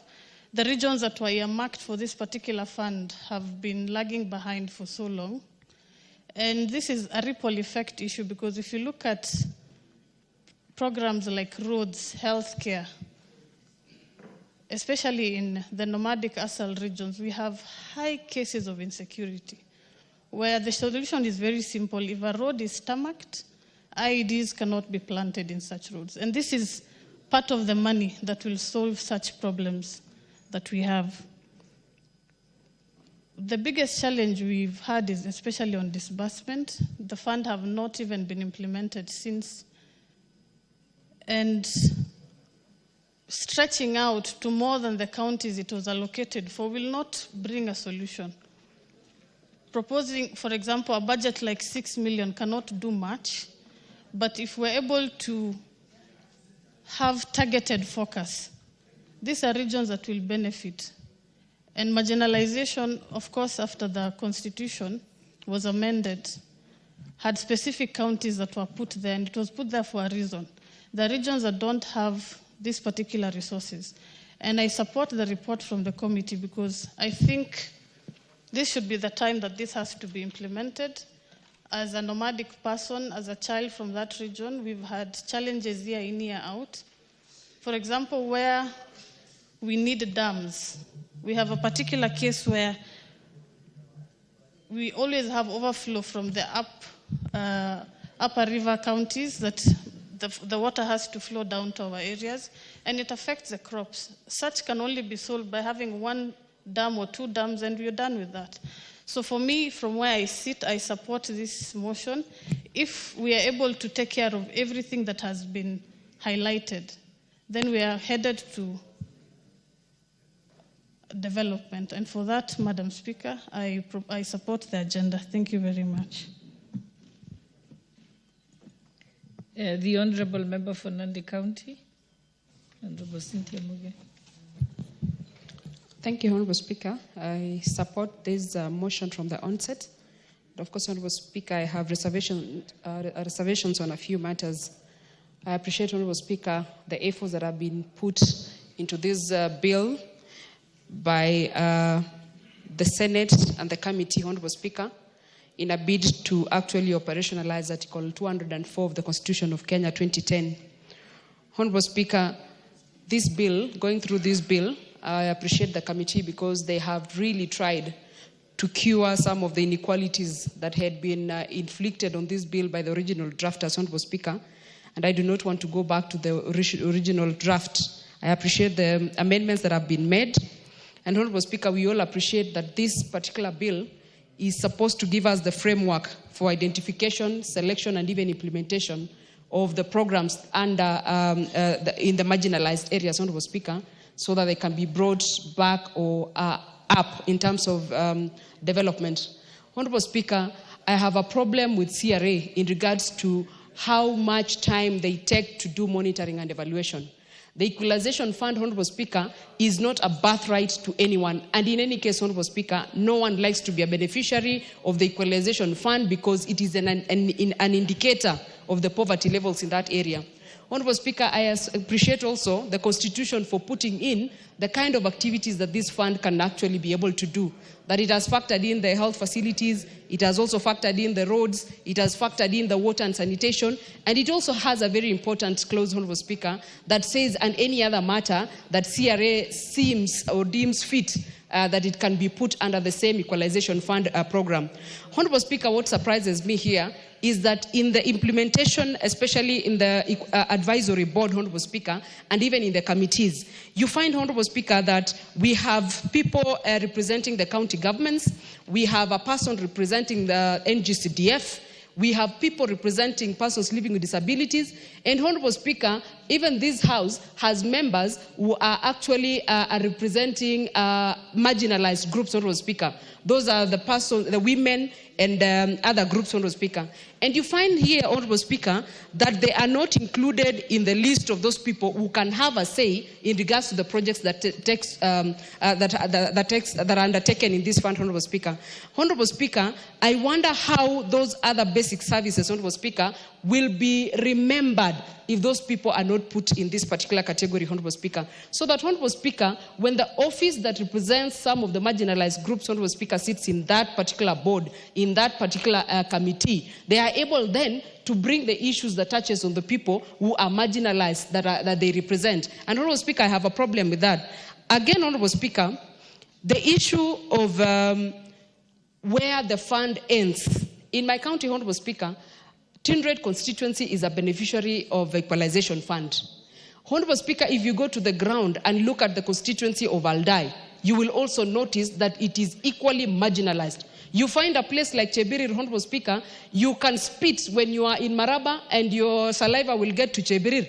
But you have to go all the way to Kisumu for you to be able to access that particular place. And Honourable Speaker, you wonder why CRA takes so long to do monitoring and evaluation, to be able to remove villages and locations and sub-locations that have so far benefited from this particular equalization program and put other people who are still marginalized, Honourable Speaker. And I think that is a problem with CRA that needs to be addressed urgently so that we have periodic and more subsequent monitoring and evaluation exercises to be able to onboard other marginalized areas. Honourable Speaker, the marginalization that we are talking about in the provision of the Constitution, Article 204, is majorly really structural in terms of they are tangible. There are other issues, Honorable Speaker, that need to be looked at. There are people who come from very far-flung areas that cannot access areas, Honorable Speaker. And I feel like this should be enhanced to be able to cover those kind of issues, Honorable Speaker. Again, Honorable Speaker, I appreciate this bill because it's been able to extend the sunset clause that was capped at the 20 years, which is ending in a few days, in a few years, Honorable Speaker, so they can be able to continue. Why do we support that it continues, Honorable Speaker? Because as much as the Equalization Fund has been here, the aspect of the monitoring and evaluation has been missing, and therefore, Honorable Speaker, we have not been able to equally bring on board all the sub-locations and the locations that are still marginalized, and therefore, they need a boost in terms of development. Honorable Speaker, I also have a problem with identification of the projects. You find that in a place where there's a road that cuts through 3 constituencies, and one of the constituencies is actually listed as a beneficiary of Equalization Fund. And therefore, the Road Honorable Speaker, when they are doing the budgeting, they make they consider an allocation for a road starting from point A, and it has to go through point B, C, D, E, and F for it to reach the end. But Honorable Speaker, what do? Where the constituency boundary ends, that is where the road ends, Honorable Speaker. And in that manner, Honorable Speaker, we are not able to then really lift the marginalization aspect of that community because you have not gotten them to the desired point, which is point F. And I feel, Honorable Speaker, we should be able to have better understanding of what this Equalization Fund should be able to achieve in the long run. Lastly, Honorable Speaker, I have always had a problem with the use of the statement in every paper, Honorable Speaker, regarding money that says you have to use the recent audited accounts. Honorable Speaker, if we were to go today into the documents of this country today, Honorable Speaker, to look at the exact last audited accounts of this country, you will be surprised, Honorable Speaker, to see the year that it was officially audited, Honorable Speaker. And therefore, Honorable Speaker, that means we are actually denying these marginalized areas an opportunity to actually have more money so that we can then avoid, Honorable Speaker, a situation where our whole constituency that is utterly marginalized is getting 20 million, whereas there is money that could still be channeled, Honorable Speaker, to that particular kitty so they can be able to do a good project. Again, Honorable Speaker, it should be considered, Honorable Speaker, that this Equalization Fund should be able to sort out some of the issues that have been pertinent in that area and not the small issues, Honorable Speaker, because devolution is here and devolution is was supposed to sort out the small problems that we have in the counties and even the major one. But this Equalization Fund, Honorable Speaker, it should be looked into critically by the beneficiaries so that, Honorable Speaker, we are able to set and prioritize 1 or 2 major projects that we see, Honorable Speaker, that if we were to allocate money for this project this time around, then we would not have to talk about this problem again in the next coming few days. So, Honorable Speaker, I am really looking forward to the Committee of the Whole House in regards to this particular bill because I have reservations, Honorable Speaker, and I feel there are better inclusions in some of the clauses in this bill that can be factored in so that this bill, then, Honorable Speaker, can effectively and efficiently actually serve the purpose that it was meant to serve from the word go. I appreciate the committee, Honorable Speaker, and I support this particular motion. The Honorable Member for Marsabit County, Honorable Naomi Wako.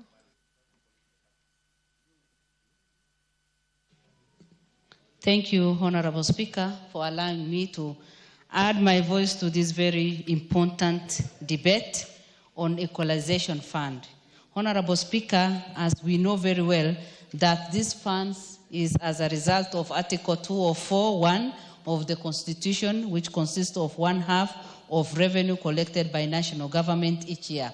And it is to promote and it is to enhance what is happening in marginalized areas. As you know, for many years, there are areas that have been marginalized in terms of development, progress, and growth. And especially northern and northeastern part of Kenya have been left behind. And that area has been marginalized in terms of water, road connectivity, health facilities, and electricity. These areas have remained marginalized. And it is through these funds that the county government can be able to improve the area so that at least we can catch up with the other part of the country. But, Honorable Speaker, however much I support this bill, there is need for us still to review and see how best it can incorporate other areas and how best all the leaders can also be brought together so that proper development can be brought to those areas. So far, in some areas, the effect of this is seen, but unfortunately in some areas, it cannot be seen. So we must also advocate for proper accountability. We must also advocate for inclusivity in terms of those who are doing the work, those who will be given the work. They should consider both genders, male and female. They should also consider people living with disability so that all Kenyans who have the capacity can be able to participate in this, because however much we are concentrating on the areas that have been marginalized, we also want the individuals in those areas to grow themselves economically. We have women who are in business and who have not had the opportunity to do any tendering and any work, and they have not been even done a lot of contract works. But this gives them the opportunity. So even if we are looking at the counties to grow, we need to also look at the individuals living in those counties so that they can be grown. And the same method that has been used for the counties to be given this money, we need to look at the marginalized among the marginalized communities so that we give the opportunity to the people who have a bit of capacity so that we can grow them, so that they can do businesses, so that they can also get the experience. And as the time goes by, they will be able to graduate from one level to the other. Honorable Speaker, as this august House, there is need for us to look at what is happening, do some research, and see the areas that we have already covered, the progress that has already been there, and see how we can improve. Honorable Speaker, you can see that the functions of Secretariat have been clearly indicated under on page 11. We can also see that the County Technical Committee, that is where I give a lot of attention, because under Part 4, County Technical Committees, 16, the fund shall finance programs or projects for the provision of the following basic services in areas identified as marginalized areas by Commission on Revenue Allocation. Water and sanitation. One moment, Honorable Wako. Honorable members, those members who want to contribute to this particular bill, please press the intervention button. Right now, I just have 3 people on the intervention button: Honorable Meli, Honorable Boni of Kitui Rural, I have Honorable Barto, and Honorable Timothy Toretich of Marakwet. Okay, at least I see Basil now, so please do that. You may proceed, Honorable Wako. Thank you, Honorable Speaker. When you look at page 12, you can clearly see the areas that have been identified. And that is water and sanitation. The whole of this week and last week, Honorable Speaker, I've been involved in water tracking out of my own pocket, because in Marsabit, Moyale constituency, and Saku, we have problems of water. And people need serious tracking of water so that they can get some water.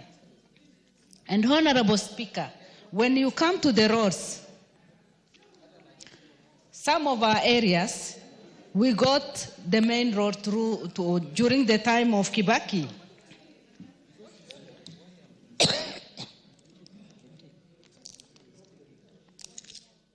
Sorry, my throat is...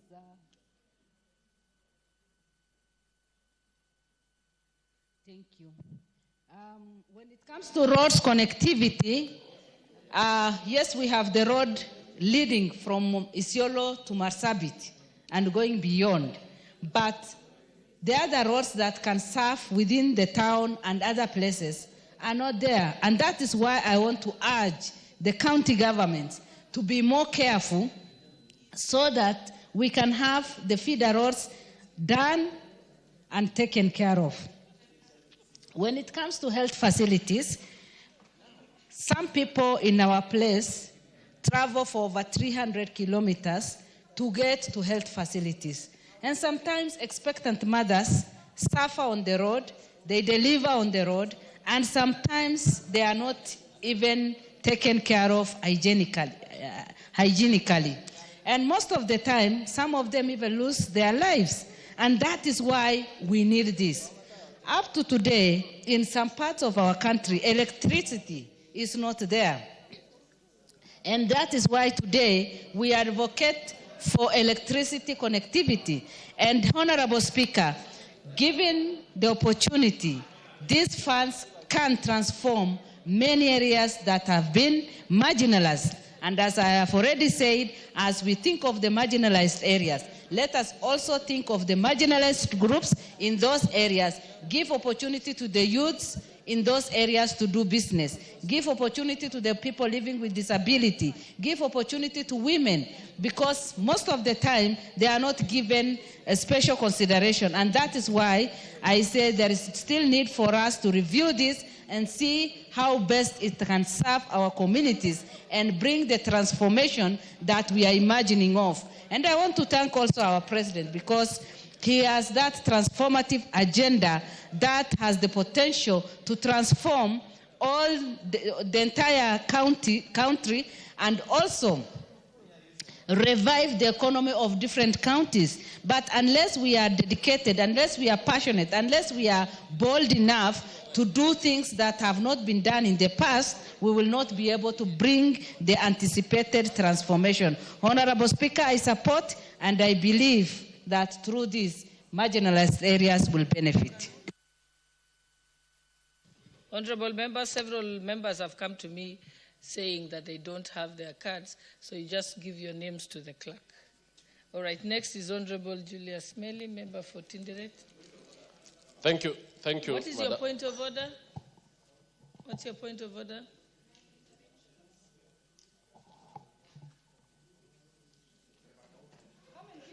Honorable Catherine Amaya, we have you. Member for Busia, we have you, but you wait. Yes, you're on the queue. Yes. What's your point of order?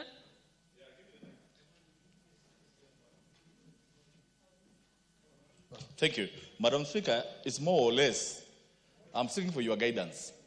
Madam Speaker, when you look at this bill, some time back, and I'm sure you were in this house, we looked at this bill and all members were in agreement that the zoning should be done so that it carries along this bill. Madam Speaker. That's not a point of order. That's why I was asking for your guidance so that we know as members, as we continue debating it, is it of beneficial to the people we represent, or this House amends this bill so that we discuss it as in an amended form, Madam Speaker? I think it's very important, even for record and for the Hansard and for posterity, for what the sentiments of the members, that they are able to ventilate in the House and they are able to have it recorded in the Hansard, so that at the time when it comes to the committee of the whole, then there is a basis for having reached those amendments. So I think that's important. We can't skip that and assume that members wanted to catapult to the amendments. Yes, I think that will be cutting a shortcut. And not everyone has the benefit, like you do, of what was discussed, maybe at committee stage or at public participation.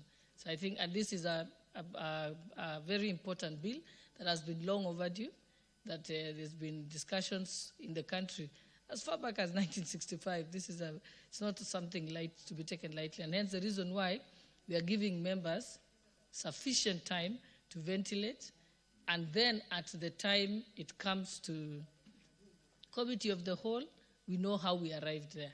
Thank you. Okay.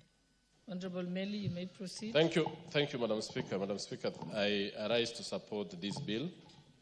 And Madam Speaker, Equalization Fund is a fund that has actually been used by many developed nations to actually uplift areas within their countries to come to par with the rest of the country. Madam Speaker, this is a bill that I want to support a lot, more importantly, knowing that this country is differently developed. It is differently developed because we have regions in this country that have not even seen tap water, no electricity, no roads, motorable roads, and they have no health services or health facilities. Madam Speaker, the bill, we have a number of devolved funds in this country that actually needs a bill of this nature for proper administration. Equalization Fund is supposed to cover areas that have actually been marginalized, not necessarily in terms of aridity or lack of rain or such a kind of thing, but it is because they are actually they are backward in terms of levels of development. I can give several examples, especially in the northeastern region, parts of the Rift Valley, the northern parts, most areas that are actually no development. But I want to chip in and look at it more critically, especially in form of administration. The bill tries to really go into and enumerate and establish several frameworks on how this fund is going to be administered. It sets out an advisory board that particular board seeks to make sure that this fund is utilized well, there is value for money, and in fact, it also makes sure that the projects are identified well. Madam Speaker, if you look at the NGCDF, the county government, among even the NGAF, those are devolved funds. But one of the issues that is facing a number of these default funds is actually the implementation or the administration aspect of it. I want to thank the proponents of this bill because they have gone down to identify problems that are bedeviling the Equalization Fund. A project that is going to uplift areas in this country, and as the Constitution identified, it says that it shall actually be in use or actually run in force for about 20 years, as envisaged by the Constitution 2010. We are now about 12 years into the Constitution, but the administration of this fund has delayed.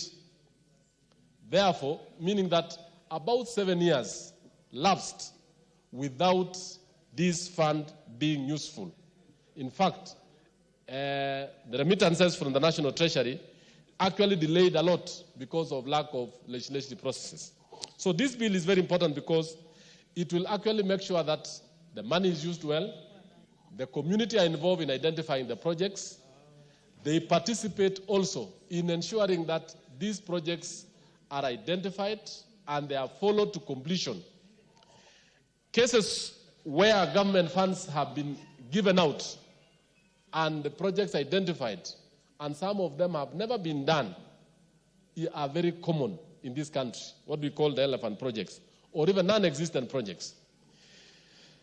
Madam Speaker, at the Committee of the Whole, I shall be proposing several amendments to this bill, because actually this bill is very good, but there are certain areas where we really need to tighten up so that we make sure that it is accountable to the people and ensure that there is less wastage. The drafters of the NGCDF bill looked at it and they have very less on cost of administration. If you look at Equalization Fund, the county government funds, the cost of administration of these funds are huge. So I will be asking my colleagues that it is important that these funds are very good, but let them be efficient so that they can be able to reach the people and those projects be brought to usable level. Let me give an example of roads. You have areas where the roads are constructed and they are not into completion. So it is not serving the intended purpose. I have a number of cases where I've read in the Equalization Fund report where contractors have constructed roads, bridges, and a number of projects that are not completed. It is supposed in this bill to make sure that as we go through this bill, we make sure that all the loose ends are tied up and the projects that are identified by the local people or by the people are supposed to be completed on time. Mr. Speaker, there are so many areas in this country where there are no health services, health facilities, dispensaries, health centers. This bill has done a lot. A good example in areas within my constituency where it has part of this fund. We have areas where up to last year, it was unimaginable that there were to have health facilities. But with the availability of this fund, a number of health facilities have been established. A number of access roads through the very serious, hilly, mountainous, rugged areas of Tindred have actually been constructed as a result of this particular fund. On top of that, Mr. Speaker, there is a very good element of electrification within this fund. That the fund is utilized to make sure that areas that do not have connectivity, it is going to form part of what we call counter fund with the Kenya Power and Lighting or the Rural Electrification and Renewable Energy Commission. So, Mr. Speaker, this particular bill is very important in ensuring that this fund, the Equalization Fund, is administered prudently. And areas where we are seeing a lot of lagunas, especially in terms of membership of the technical committee at the constituency level. Because at the constituency level, we are actually identifying that the sub-county commissioner and the sub-county administrator, who is actually a member of the county government, plus the constituency secretary of the constituency, NGCDF, is also a member. We also need to have included the members with disability. Apart from that, we also need to include very important other stakeholders so that this particular fund is oversighted well. Mr. Speaker, the Equalization Fund will actually bring, within areas where there are no schools, classrooms, and many other things, the health facilities are not there. It shall actually cover that. Another aspect which I want to bring to the attention of the House, Mr. Speaker, is the issue of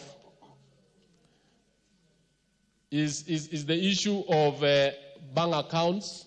It has actually gone down to elucidate how the accounts of this fund are going to be managed, who are the signatories, when are the funds going to be released, and more importantly, how are the projects going to be oversighted by the various committees.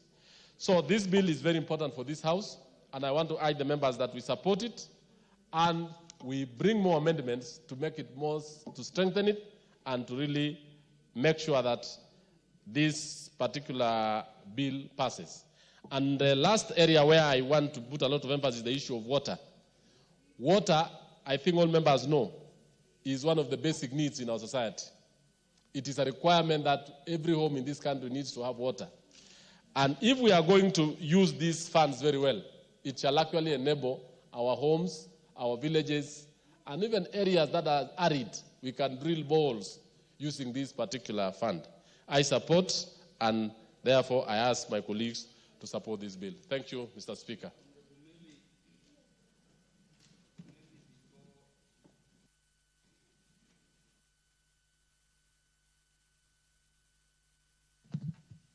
Yes, Honorable Meli, before you said, what did you say about clause 4 of the bill? Yes, on clause 4 of the bill, Chair, I did identify an issue there. And I think the bill states that the fund shall, pursuant to Article 2041 of the Constitution, consist of 1/2 of all revenue collected. And I think I did mention that we shall be proposing some amendment, because this means that this fund is going to have 1/2 of the total revenue of the national government, which is exceedingly high. So those are some of the amendments I'm going to bring, Mr. Speaker, so that this fund remains within the 2% of the revenue that we collected. Thank you. Thank you for highlighting that, because I doubt we intended equalization would be even more than the devolved funds allocation. Yeah, the MP for Kitui Rural. Thank you very much, Honorable Speaker. Let me say on onset, I support this bill because it's a very important bill. Mr. Speaker, the bill seeks to provide for the administration structures for the management of Equalization Fund. And through this bill, Equalization Fund and Advisory Board and other committees will be formed. Mr. Speaker, this fund is supposed to provide basic services like water, roads, health facilities, and electricity. Mr. Speaker, it's a pity. It's a pity. Up to now, some areas don't have these facilities. It's a pity. And going back to session paper number 10 of 1996, one of the objectives of this session paper was to promote equal opportunities to all Kenyans. It's a pity, as we speak, 41% of Kenyans don't have access to safe drinking water. Many people are walking long distances to fetch water. For example, in my area, there are some places where people have to walk for 70 kilometers to go to the river. Going to the river and coming back, that is a whole day activity. And one time I was visiting some people in that area, and they told me even to produce children has become a problem, because they have to wake up very early in the morning to go and look for water. Mr. Speaker, every facilities are either not there or they are not in useful conditions. There are some constituencies here which do not even have a single kilometer of roads, of tarmac road. And even the Maram roads are in their conditions. Electricity connectivity, I think most of us, is below 22%, which is really very disturbing. And Speaker, you know, when we were going for devolution, we thought devolution will really improve services in these counties. But what has come out is that devolution has also become a curse, because most of the funds are being misused at county level. It's like we devolved corruption to the county level. Therefore, this equalization fund is going to help and supplement those services which are being provided by the county government. One of the good proposals in this, this bill is for the establishment or creation of an account at the CBK by the fund, Equalization Fund, Fund and Advisory. This establishment of the fund is going to reduce the control of the fund from the National Treasury. Speaker, you know most of the funds have died because of the hard hand of Treasury, not releasing the funds to these funds. For example, now we have a problem with the CDF. Up to now, the money which we have got, I really don't know, and we are remaining with around 4 months to the end of financial year, and we have not got the money.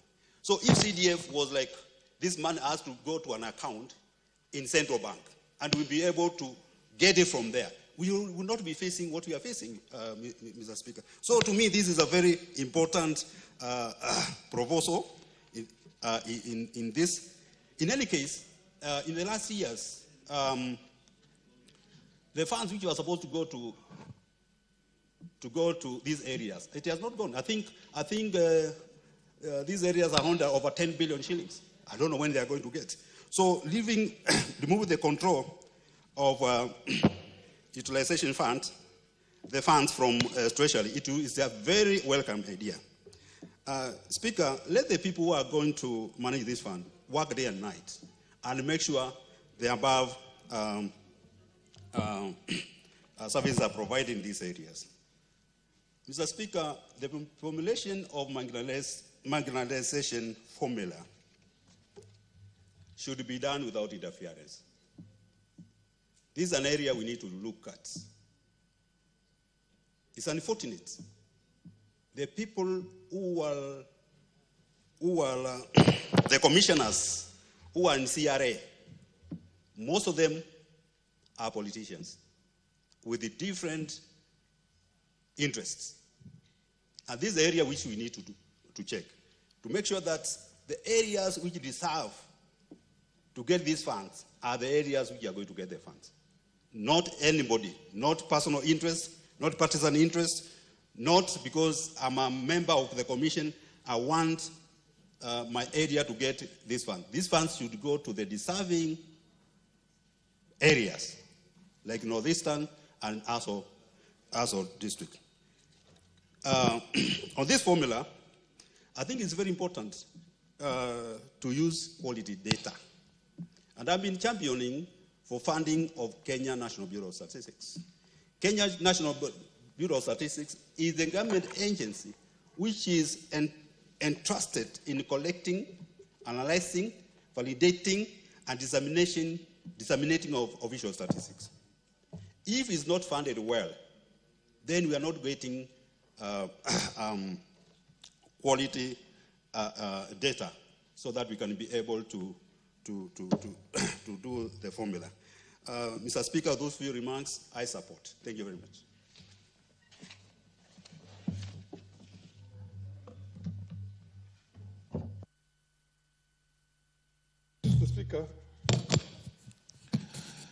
Mr. Speaker, I am going to contribute on this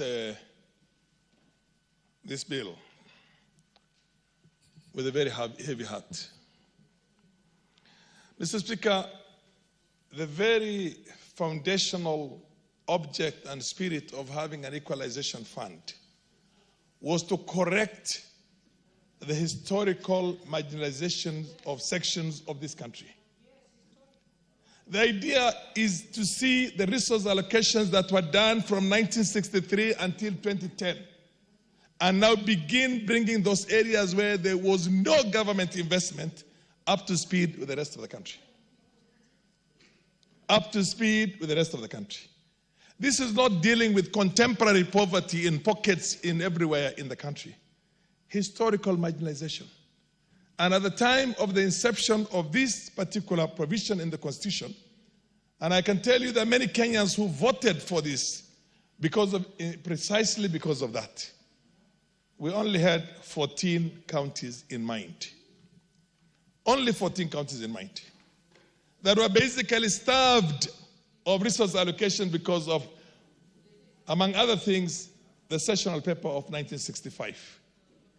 And those counties were Tana River, Marsabit, Mandera, Taita Taveta, Kilifi, Kwale, Samburu, Isiolo, Turkana, West Pokot, Garissa, Wajir, Lamu, Kitui, and Baringo.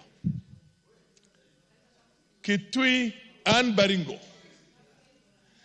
We have now convoluted the whole thing and used the power structure at the time with the people who came to power to make it translatable to every pocket in the country. Mr. Speaker, this thing has lost its meaning. I was part of the framers of the Constitution, and the idea was to take public goods to those places, roads, hospitals, education institutions, electricity, water, to the areas that never got that for all those years since independence. Today, areas like in Mwingi, where I go through myself when I live here, Sekuru, Ngune, all those places, Ukasi, which has never seen development for all those years. And then when you go, the farther you go into the north,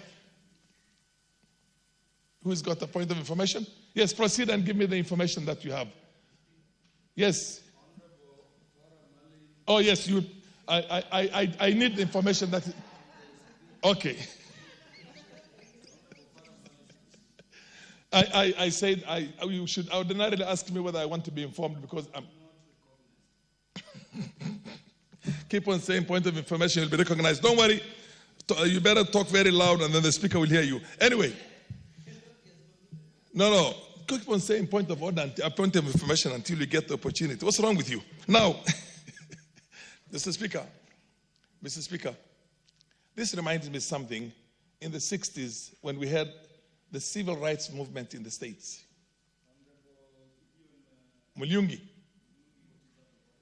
No, you say point of information, not out of order. Yeah, thank you, Mr. Speaker. Mr. Speaker, I want to thank my neighbor, Mheshimiwa Farah, for appreciating the problems we have in Mwingi. Information. And the information is to thank him because he seems to be very vast and conversant and very knowledgeable about Mwingi because he passes there, he's my neighbor. And I want you to continue giving the information so that Mwingi can benefit from this fund. Thank you, Mr. Speaker. Thank you. I hasn't given.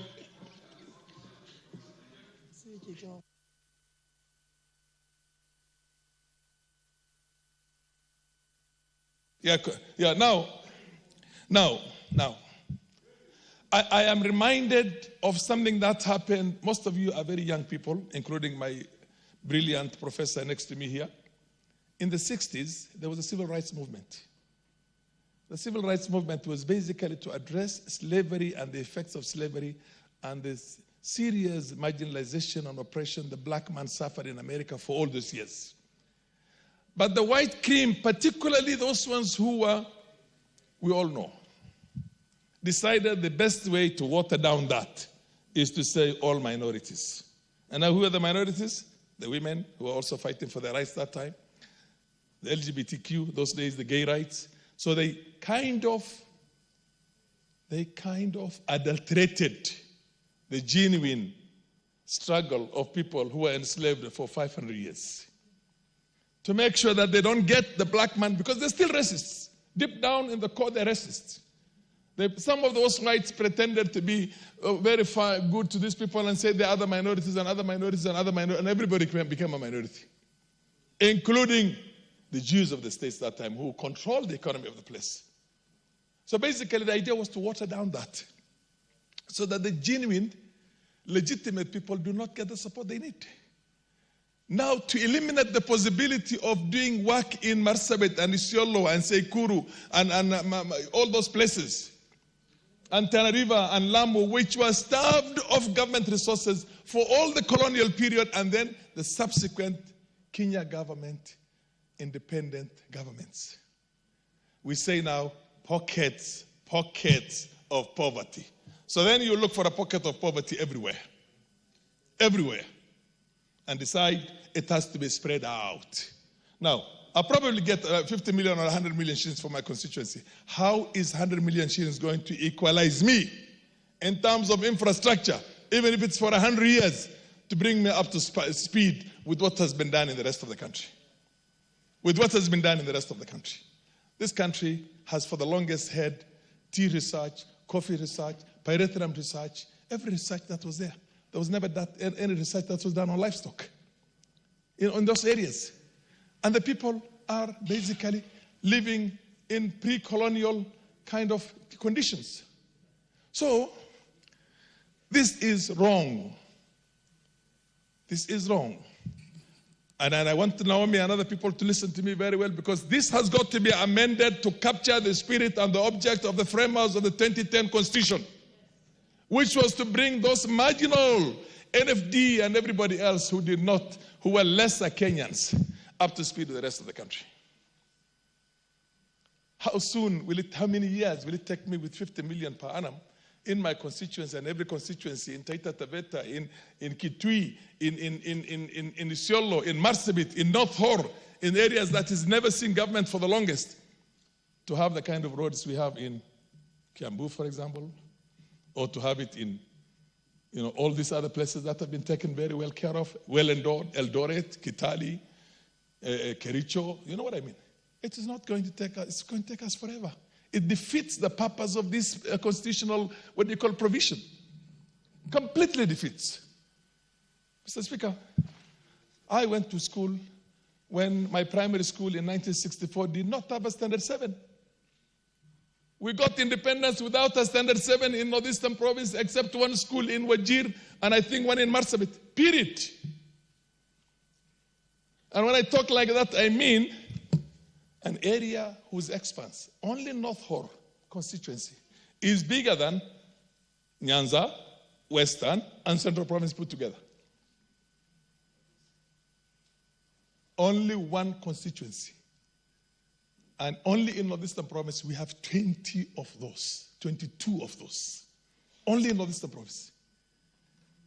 Tell me any development that people in Ganze and all those places that I go through when I come from Garissa Tana River is as backward as everywhere else in North Hor, in Marsabit, in Moyale, in Mandera, and the rest of it. There has never been government investments because the white man came in here to do what was called extraction economy. He came to pick our wealth. There was nothing for him to pick there. He went to the highlands. But that's why it's called the White Highlands. The White Highlands. And that's the only areas that were developed over that period and in the subsequent government because of the session paper number 10 of 1965. So this was designed to correct those two periods, colonial period and post-colonial period, which came with a session paper that says we are not going to invest any money in those places. In 1993, as a young member of parliament and a first-timer, I filed a question and I asked how much money was invested in development projects in Northeastern Province for the last 30 years. In those days, we had 3 districts. We had Garissa District, Wajir District, and Mandera District. Mr. Speaker, the records are available. The answer was 178 million shillings. Was invested in almost a third of the country for 30 good years. That was coming to a paltry less than 6 million shillings per year per county. That gave us nothing. And then I got to ask, where was that money spent? Largely, a lot of it was reallocated for security measures because of the insecurity that was there in some parts. And that was one way of taking money from development for technocrats in the government to put into their own pockets. It's easier because nobody's going to make you account for security. So when we have had this kind of a marginalization, this kind level of discrimination, this level of the kind of what we did to our own people in terms of starving them of getting the basic rights in their own country. And then today, 39 constituencies are supposed to benefit from it. 39 counties. 39 counties are supposed to benefit from what was essentially designed initially for only 14 counties.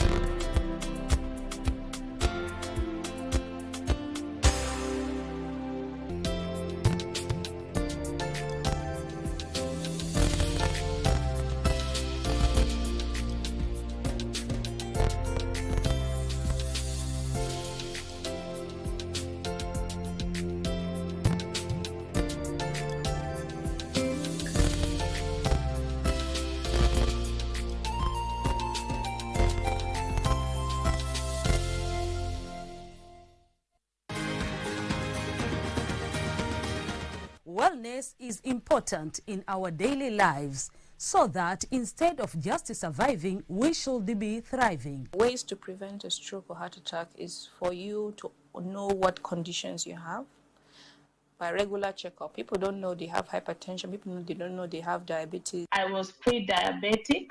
I was afraid of getting lifestyle diseases because I come from a family that has lifestyle diseases. How do you know if your cough is due to a serious condition? We'll have some answers. Stay well and strive to make every day a healthy day.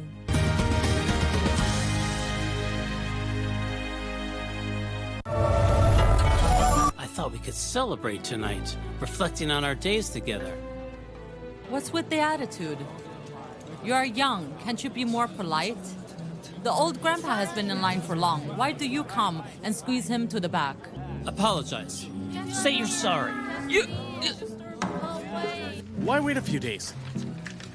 This is a great excuse, isn't it? You free tonight? Huh? Didn't I say I owe you a meal before? Let's have it today. How about that? A phone call from my son, the highest treatment. Really, he's the emperor, his majesty. I obey thy demand. Ima na wendo mwingi